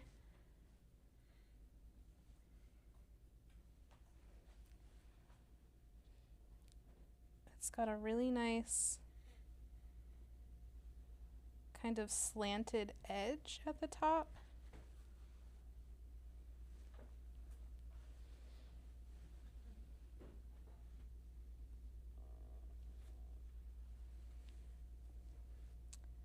You know what, let's just make this whole section, we'll do a glaze of orange.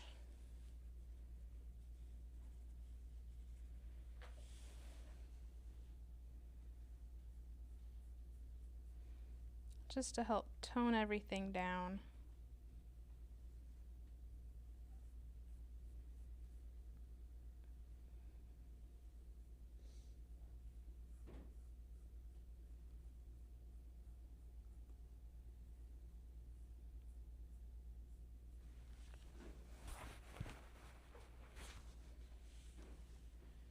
And we'll do the same thing up here. Make sure I get a nice crispy line when I do this.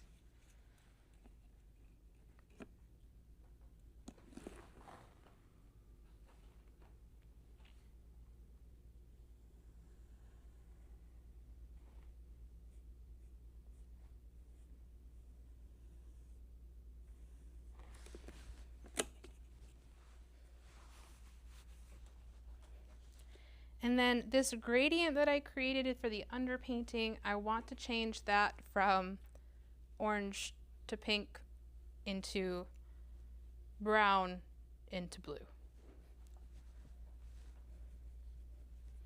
So when I'm doing gradients in something like this, that is definitely where I would use tape.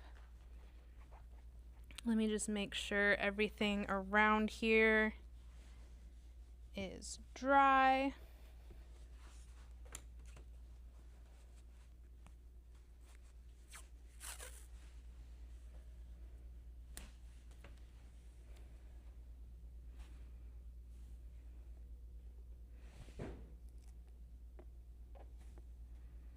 I think it is more at an angle.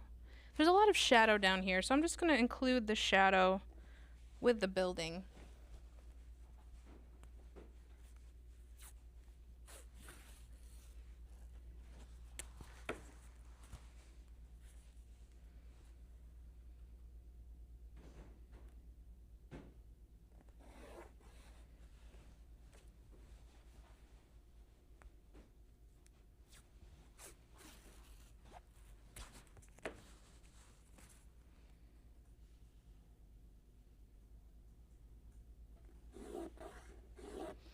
Now that I'm taping this off, I can see just how crazy whatever I had in here was getting.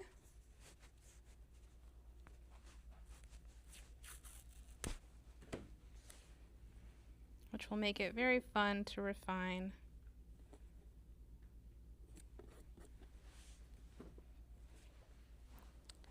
All right.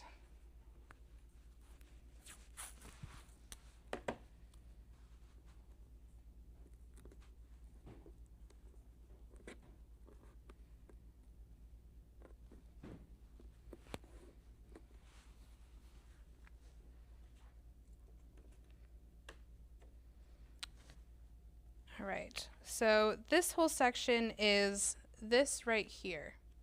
It's just 3 or 4 long pillory windows surrounded by these long pillars here. I'm going to start by making everything this dark blue into this lighter brown. So let's make a lighter brown. Make it more of a glaze because I'm actually kind of enjoying the weird textures I have going on.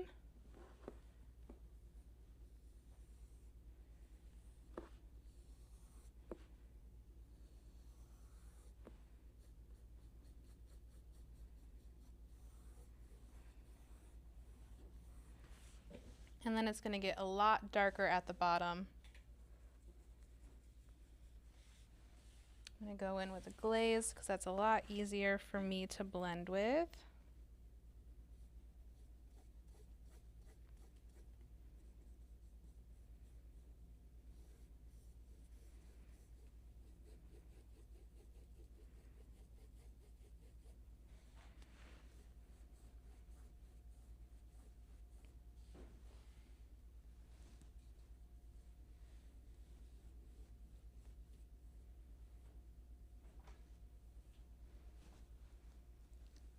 All right.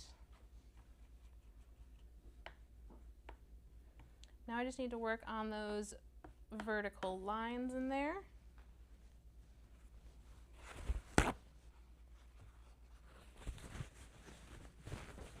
Including that window on the edge, but maybe we start with that.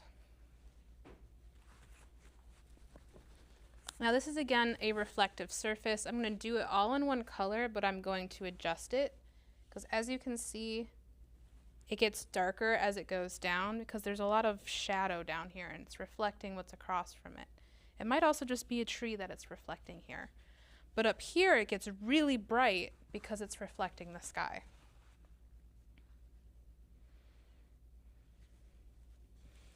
So I'm kind of letting this dry. If I'm working quickly, I prefer the ruler because I can just lay down like the edge of it without laying it on top of wet paint. Where with tape, I have to let something fully dry before I move on to the next step.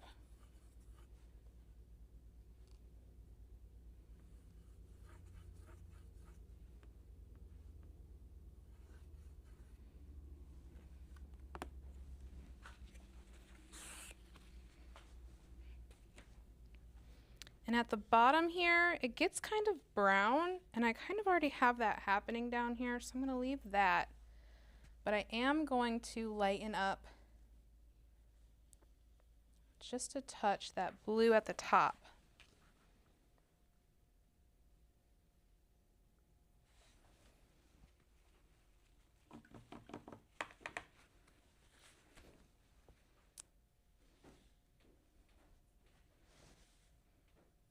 And then right about here is where it starts to get a little bit darker.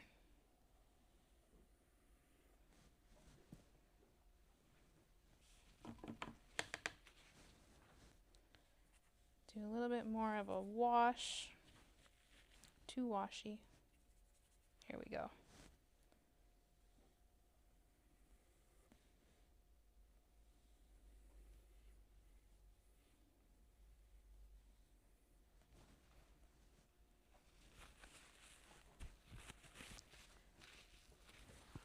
And now just using that Payne's gray, I'm going to block in those buildings.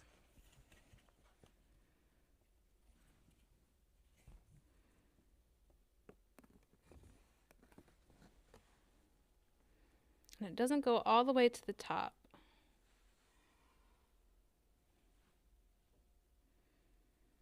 So I'm not starting all the way up there.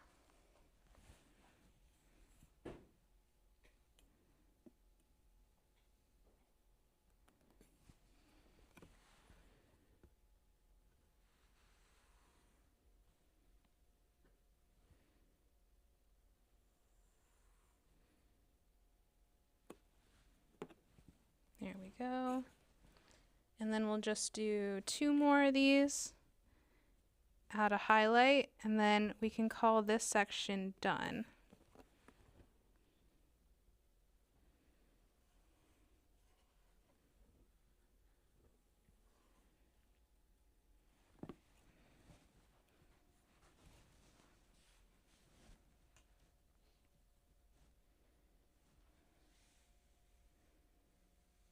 I'm going to crisp up these lines free-handed.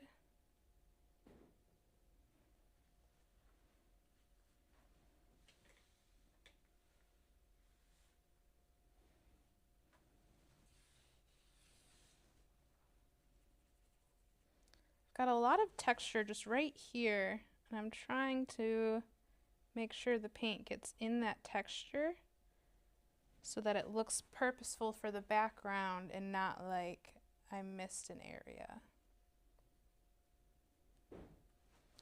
There we go.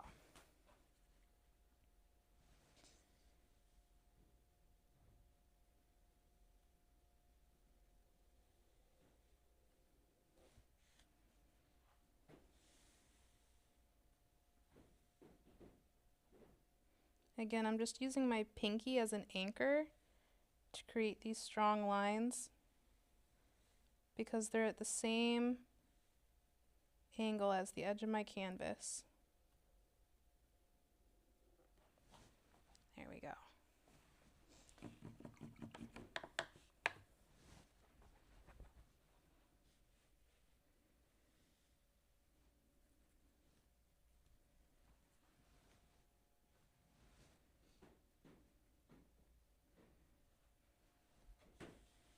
And now it's right to the left of these dark things, these dark windows. There's a pillar that's brighter and hitting the sun. It goes all the way to the top. So I'm just going to, just to the left of these, add that highlight.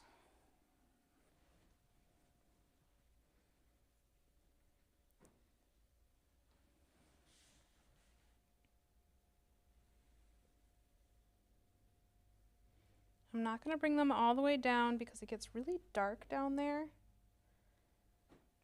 I want to kind of hint that by creating lost lines.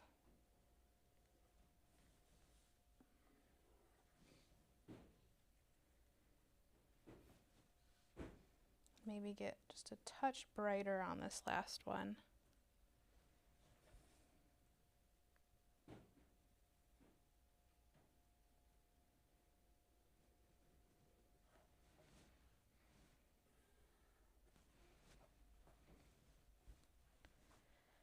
All right, and that feels good. I'm going to also reinforce this edge here where it's got kind of a tilted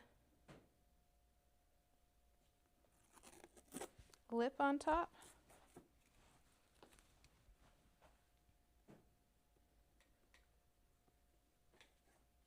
There we go.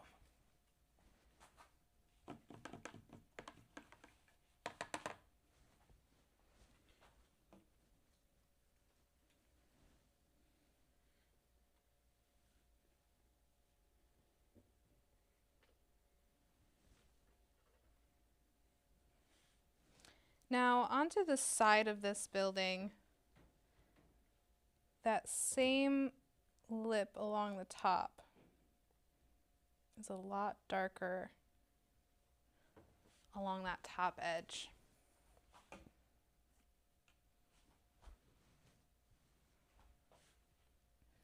And then it comes up a little above the top to create this really interesting piece of architecture. All right. We got to get those windows in, which are just little stripes of darkness.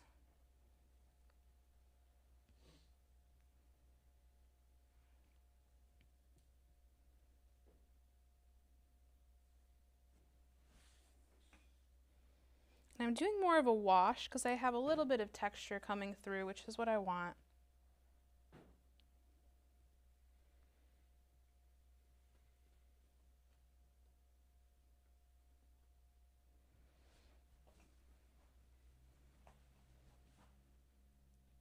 Fix that angle.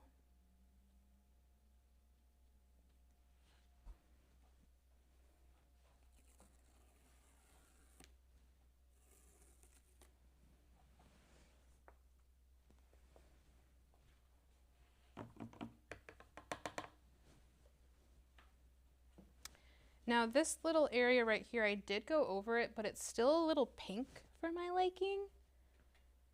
So I'm gonna make more of an opaque yellowy color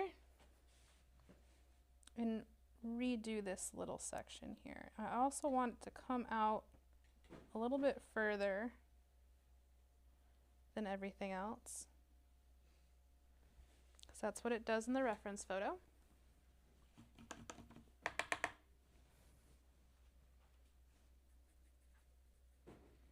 And then get that really dark line on top there.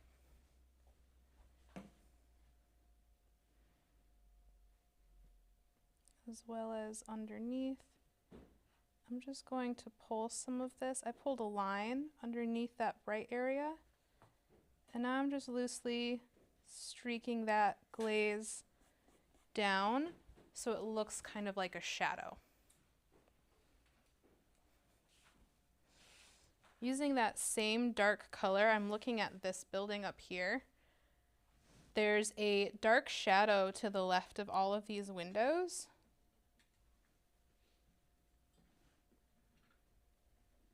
And since it's kind of far away, a little bit more in the background, I'm not going to be super precious with that one. Once this is dry, I might tape that off and crisp up some of those edges. But right now, not too worried about it.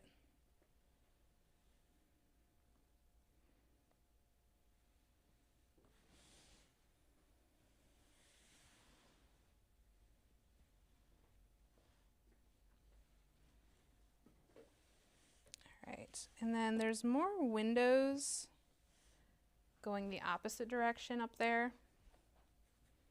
I'm going to hint at some of those.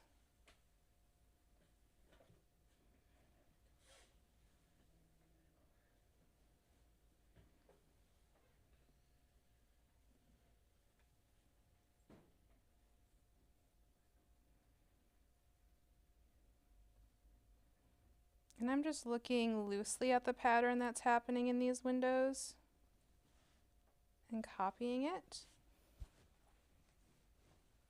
I'm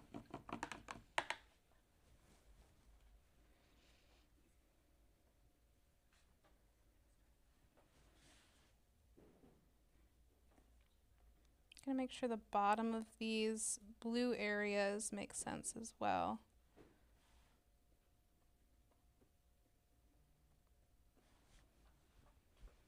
All right, I can always come back to that if I feel like it's bugging me later, but I'm gonna move on to the left side of my cityscape. And since I like working on this side so much, I'm just gonna flip my canvas upside down. I do also think that that helps me not think about things too much. So I'm just gonna flip this and flip my cityscape. Hopefully that's not too weird to look at.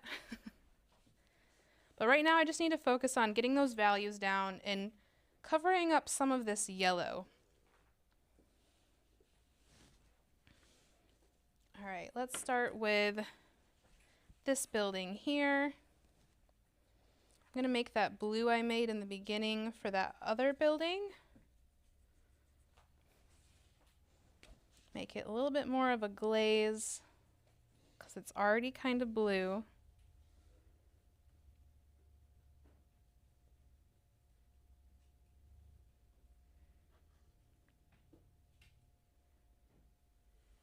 And the whole bottom of this is just like a single solid dark blue rectangle.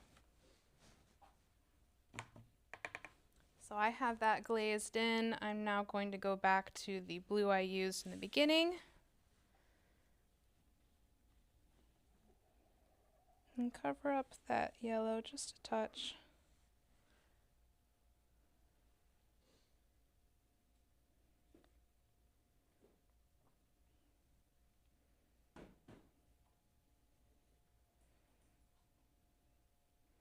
And figure out what's going on in here. Where I put that purple up here, there's another kind of reflection. There's a curve to the building a little bit.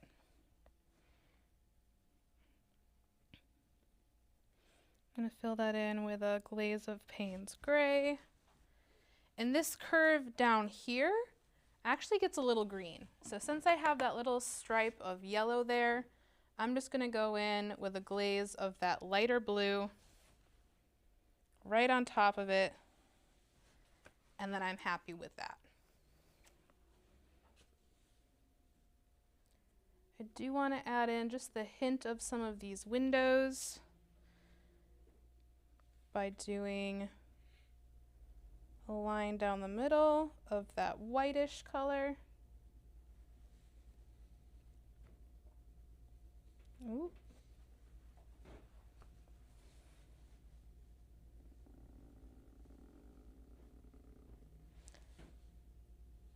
And then at an angle, there are periodically some lighter windows. So I'm just going to hint at some of those.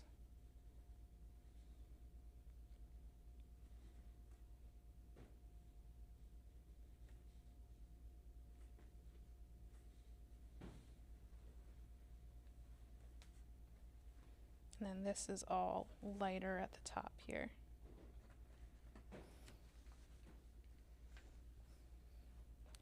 All right, and then the only thing up here that I want to change is there's a lot of yellow right here. I'm just gonna carve that. Oop, I grabbed too much blue. A little bit of that white, and just carve out some of the sky again.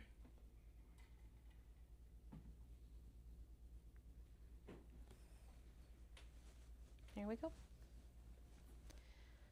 All right, what's bothering me next? I think this building is gonna be super easy. So once this one is dry, I'm just gonna make this all mostly really light tan. So I'll use that beige and add a couple streaks of white. That one will be super easy. Let's do these windows up here while we wait for that to dry.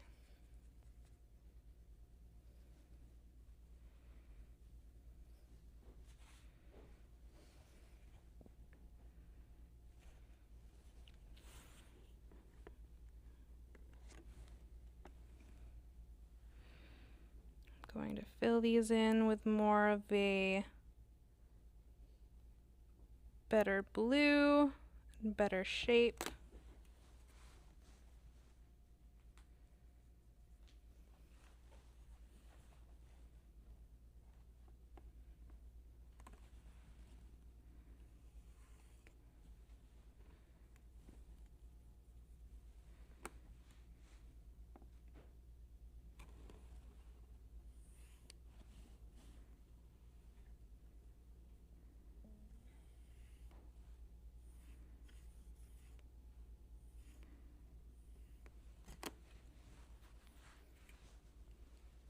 And then one more window over here.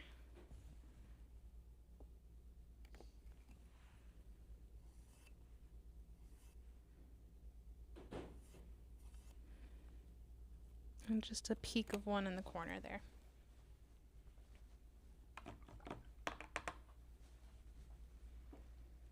And now I can fill in the blanks in between.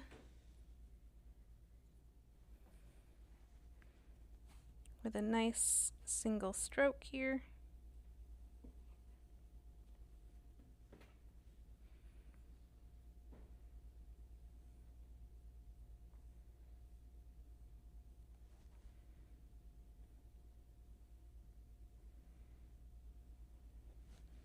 All right. It does get a little bit of a shadow to the left. I'm not trying to be super detailed up here. But I do think just a slight gradation there will add to it.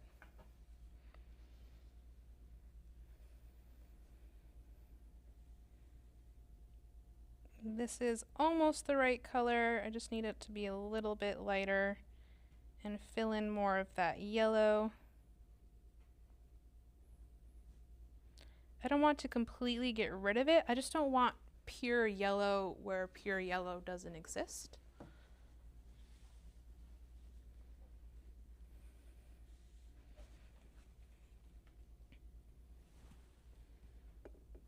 All right, and then just a little stripe of this darker orange here.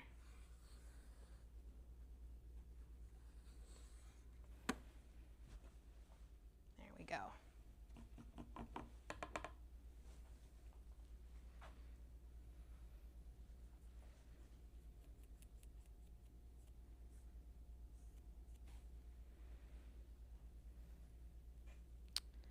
Let me see. I think once this little section right here is dry, I can do that little sliver there. But let's do, there's another little orange section to the building next to it. You know what, I'm gonna do that. I'm just gonna wait 20 seconds and let it dry and then we'll tape it.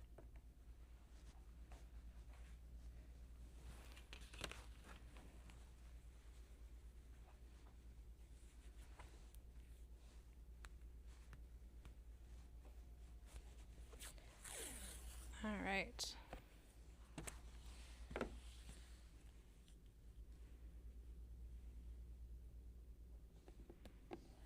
There's that building.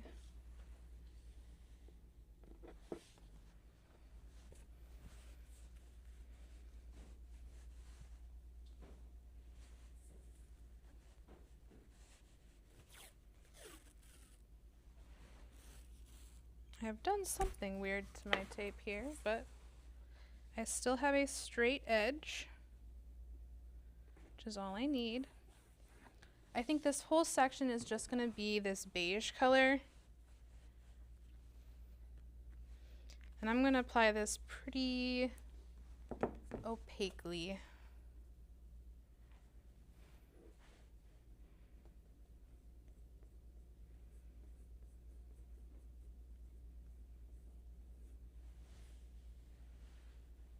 It does get a little bit darker at the bottom, so maybe I'll just kind of lift my brush as I get down there.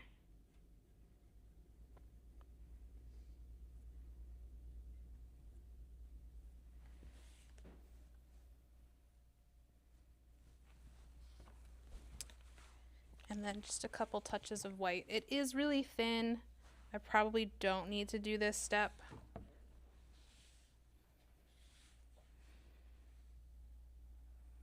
Oh, that has blue in it. That's okay.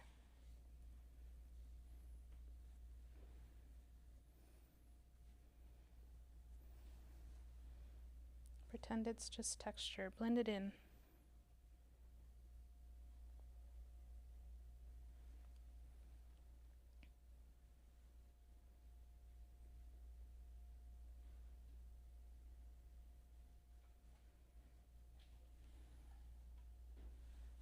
All right, and that should be good for that building. It's just super reflective and light. I'm seeing something I got paint on earlier, so I'm just going to cover that up with some blue.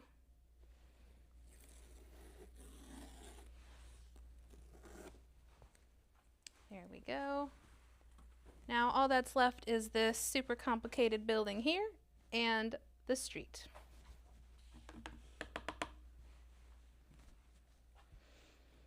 I want to get rid of that super vibrant orange and tone it down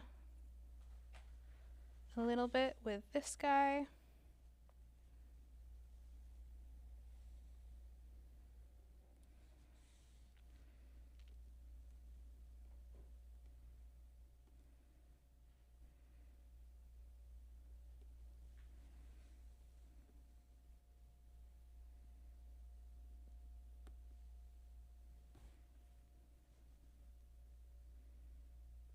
There we go.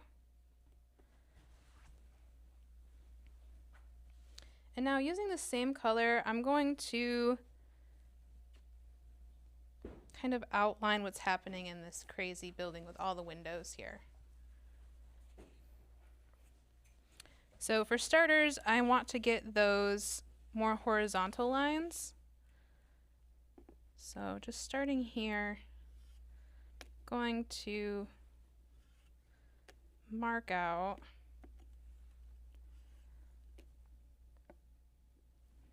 these guys.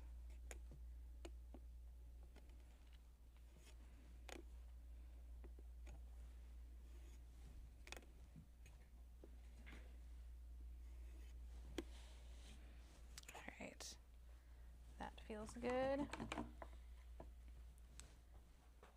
Now using a dark color, I'm going to use that Payne's Gray, mix it with some of that burnt umber.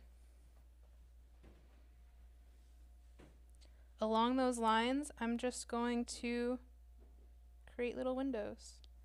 Now I'm not going to be super picky on how they look because I am going to go back in with vertical lines to make sure all of those edges line up.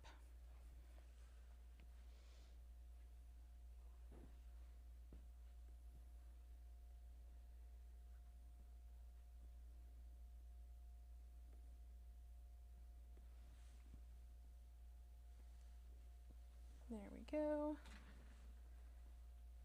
Get a few more windows in here.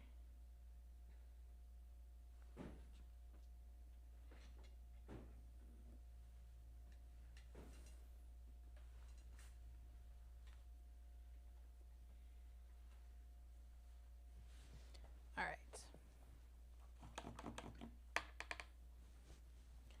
Now to clean it up, I'm using a lighter orange because those pillars are hitting the light.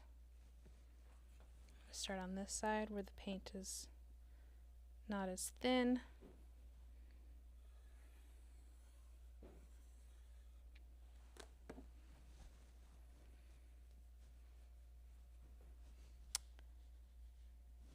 I think I thinned my paint a little too much. I think my brush is wet. Let's try that one more time.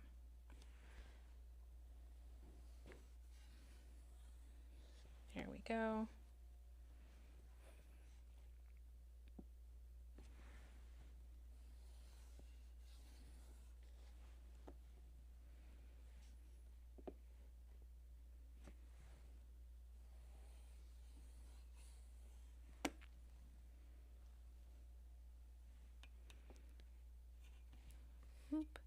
And then with these placed down, I kind of have an idea of what's happening here. I can now adjust the shape of my windows if I want to.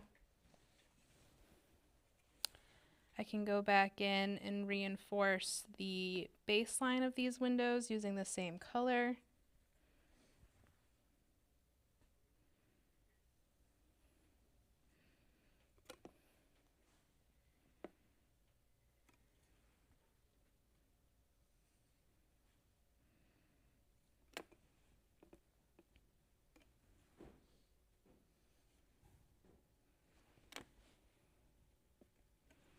And once I have this, I'll go back and reshape those windows.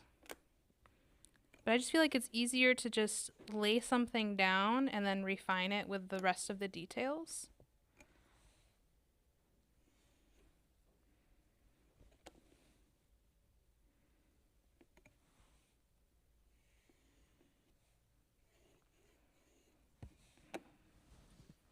All right.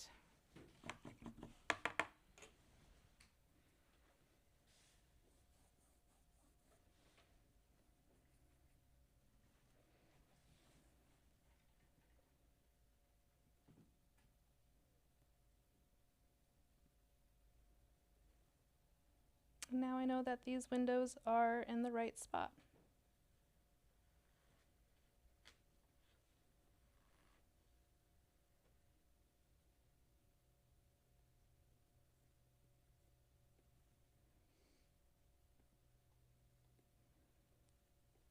I feel like this was definitely one of the harder buildings because there's so much going on and it's kind of confusing to look at. So I do feel like this little tip helped quite a bit to get the overall vibe of this building.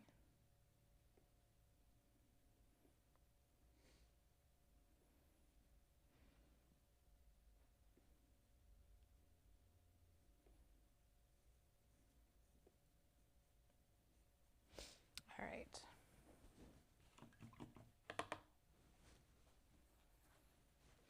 Now I could keep adjusting this. I don't want to work on this building for too long, because I do want to get the ground in before we're done for the day.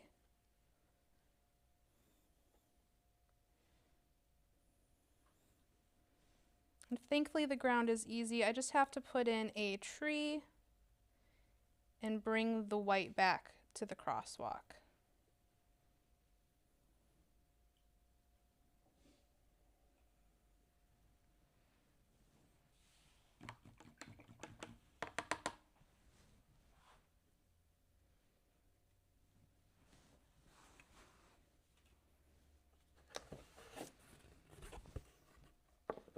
Now I didn't bring this all the way down because it is covered by trees. So I might just go in with my rake and a glaze of some dark colors and kind of scumble something in there.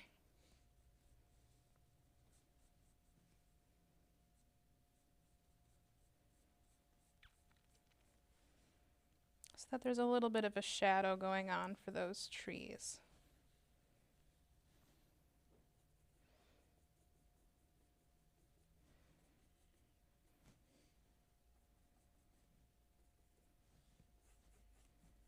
All right.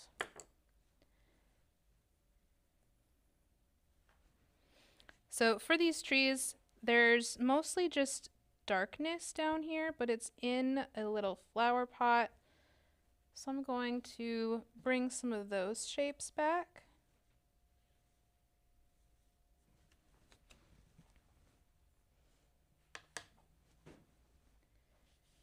And then just create a lot of random vertical lines along here. Because there's trees, there's posts. There's actually one right here that I might rough in. I'm just doing a lot of lines, especially coming out of these little flower pot things on the side of the sidewalk here. Especially at the base, they have like the trunks wrapped in something.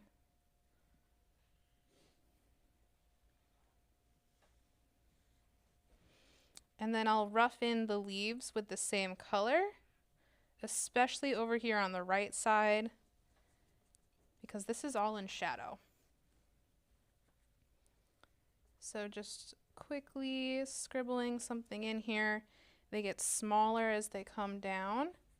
There is a tree that's kind of going around the corner here, far away.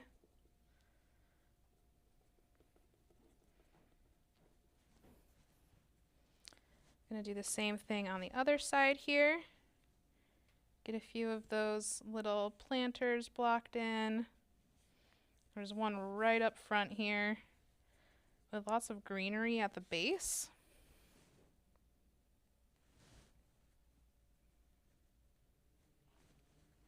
Again, just lots of random vertical lines. They're either going to end up being a tree or a post. But as long as they land at the same angle along the sidewalk, they'll make sense. Again, I'm going to kind of block in this tree over here with the same color. I like the texture I'm getting. I'm just being a little scribbly and loose with it. They keep going to cover up that little tunnel there.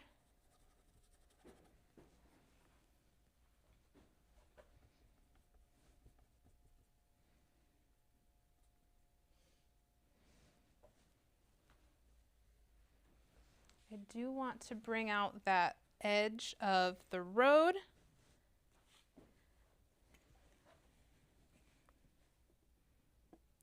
So I'm just going to line this up and do thin line along both sides.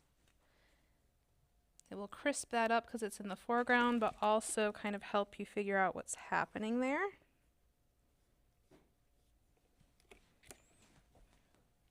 I'll do the same thing right here to give these a little bit more shape.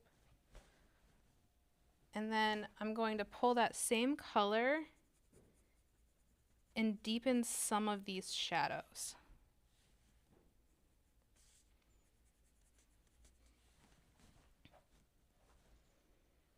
Especially this one here, because I believe that's the shadow of either a tree or a building.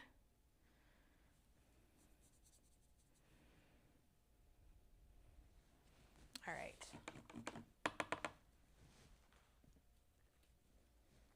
Now I just need to bring the white back to these guys and add some green to our trees, and I have a landscape or a cityscape.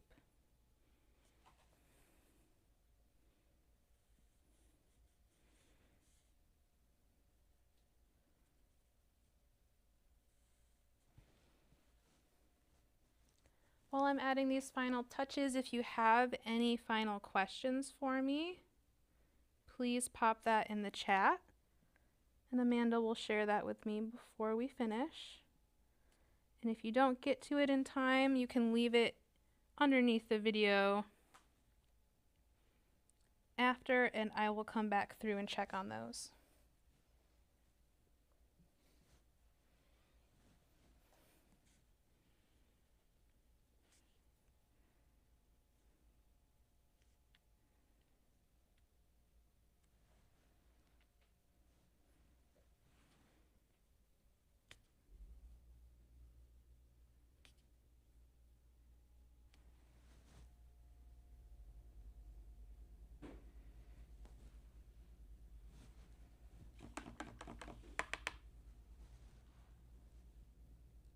Now I'm going kind of fast with this last part, but I would usually lay down some tape along the top and bottom and just do like swipes so that they're perfect squares or rectangles.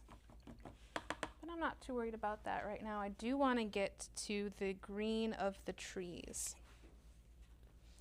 Now I have two yellows. I have that yellow ochre and an Indian yellow. And I have two greens. I have that Payne's gray and that robin egg. So I can make a few different variations of a green. I'm going to start with that Payne's gray and that yellow ochre and make kind of a neutrally green. It's going to be my darker green. I'm just going to kind of lay that on top of wherever I put that darker color.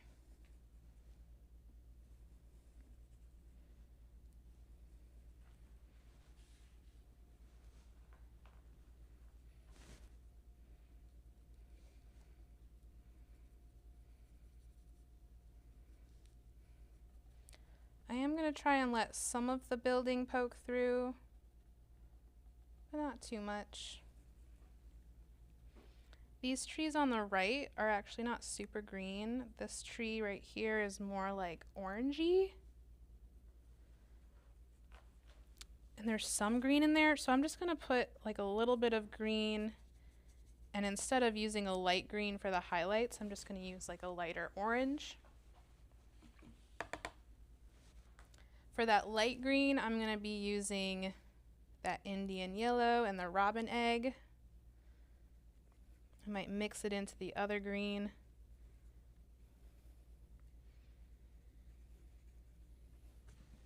But making a lighter one. Now this one, I'm going to be a little bit more purposeful with my brush strokes. I'm going to look at the highlights on these trees and kind of tap that in with the corner of my brush.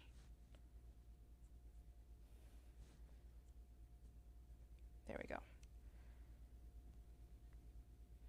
And get any small leaf shapes added in there.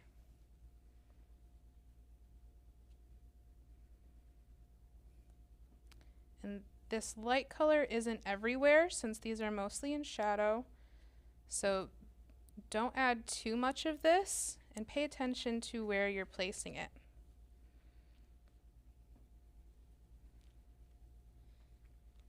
There's quite a bit right here next to the little tunnel. There's none on this one. It's fully in shadow here. There is just a touch of green highlight right here, but other than that, I'm gonna go for more of a light orange color to fill in the rest of these guys.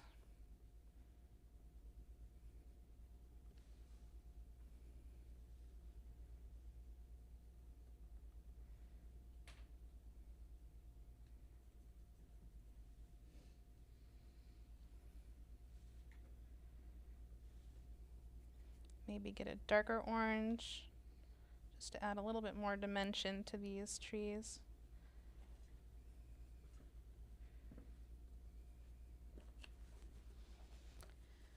But with that, I'm gonna call it done. I do think we have some people behind the screen waiting for a hockey game. So I'm going to finish this up for the evening. I hope you enjoyed. If you have any questions after the video, pop it in the comments underneath, and I will be keeping an eye on those and answering them throughout the next couple of weeks. If you want to grab anything that I was using, don't forget that teacher's cart. It is JLW5. And follow us next month, the first Thursday, I believe. Do we know what date that is yet? The 2nd? Emmy will be here talking about cyanotypes and getting a little creative with them. It looks like so much fun, so keep an eye out for that. And we will see you next time. Thanks again for watching.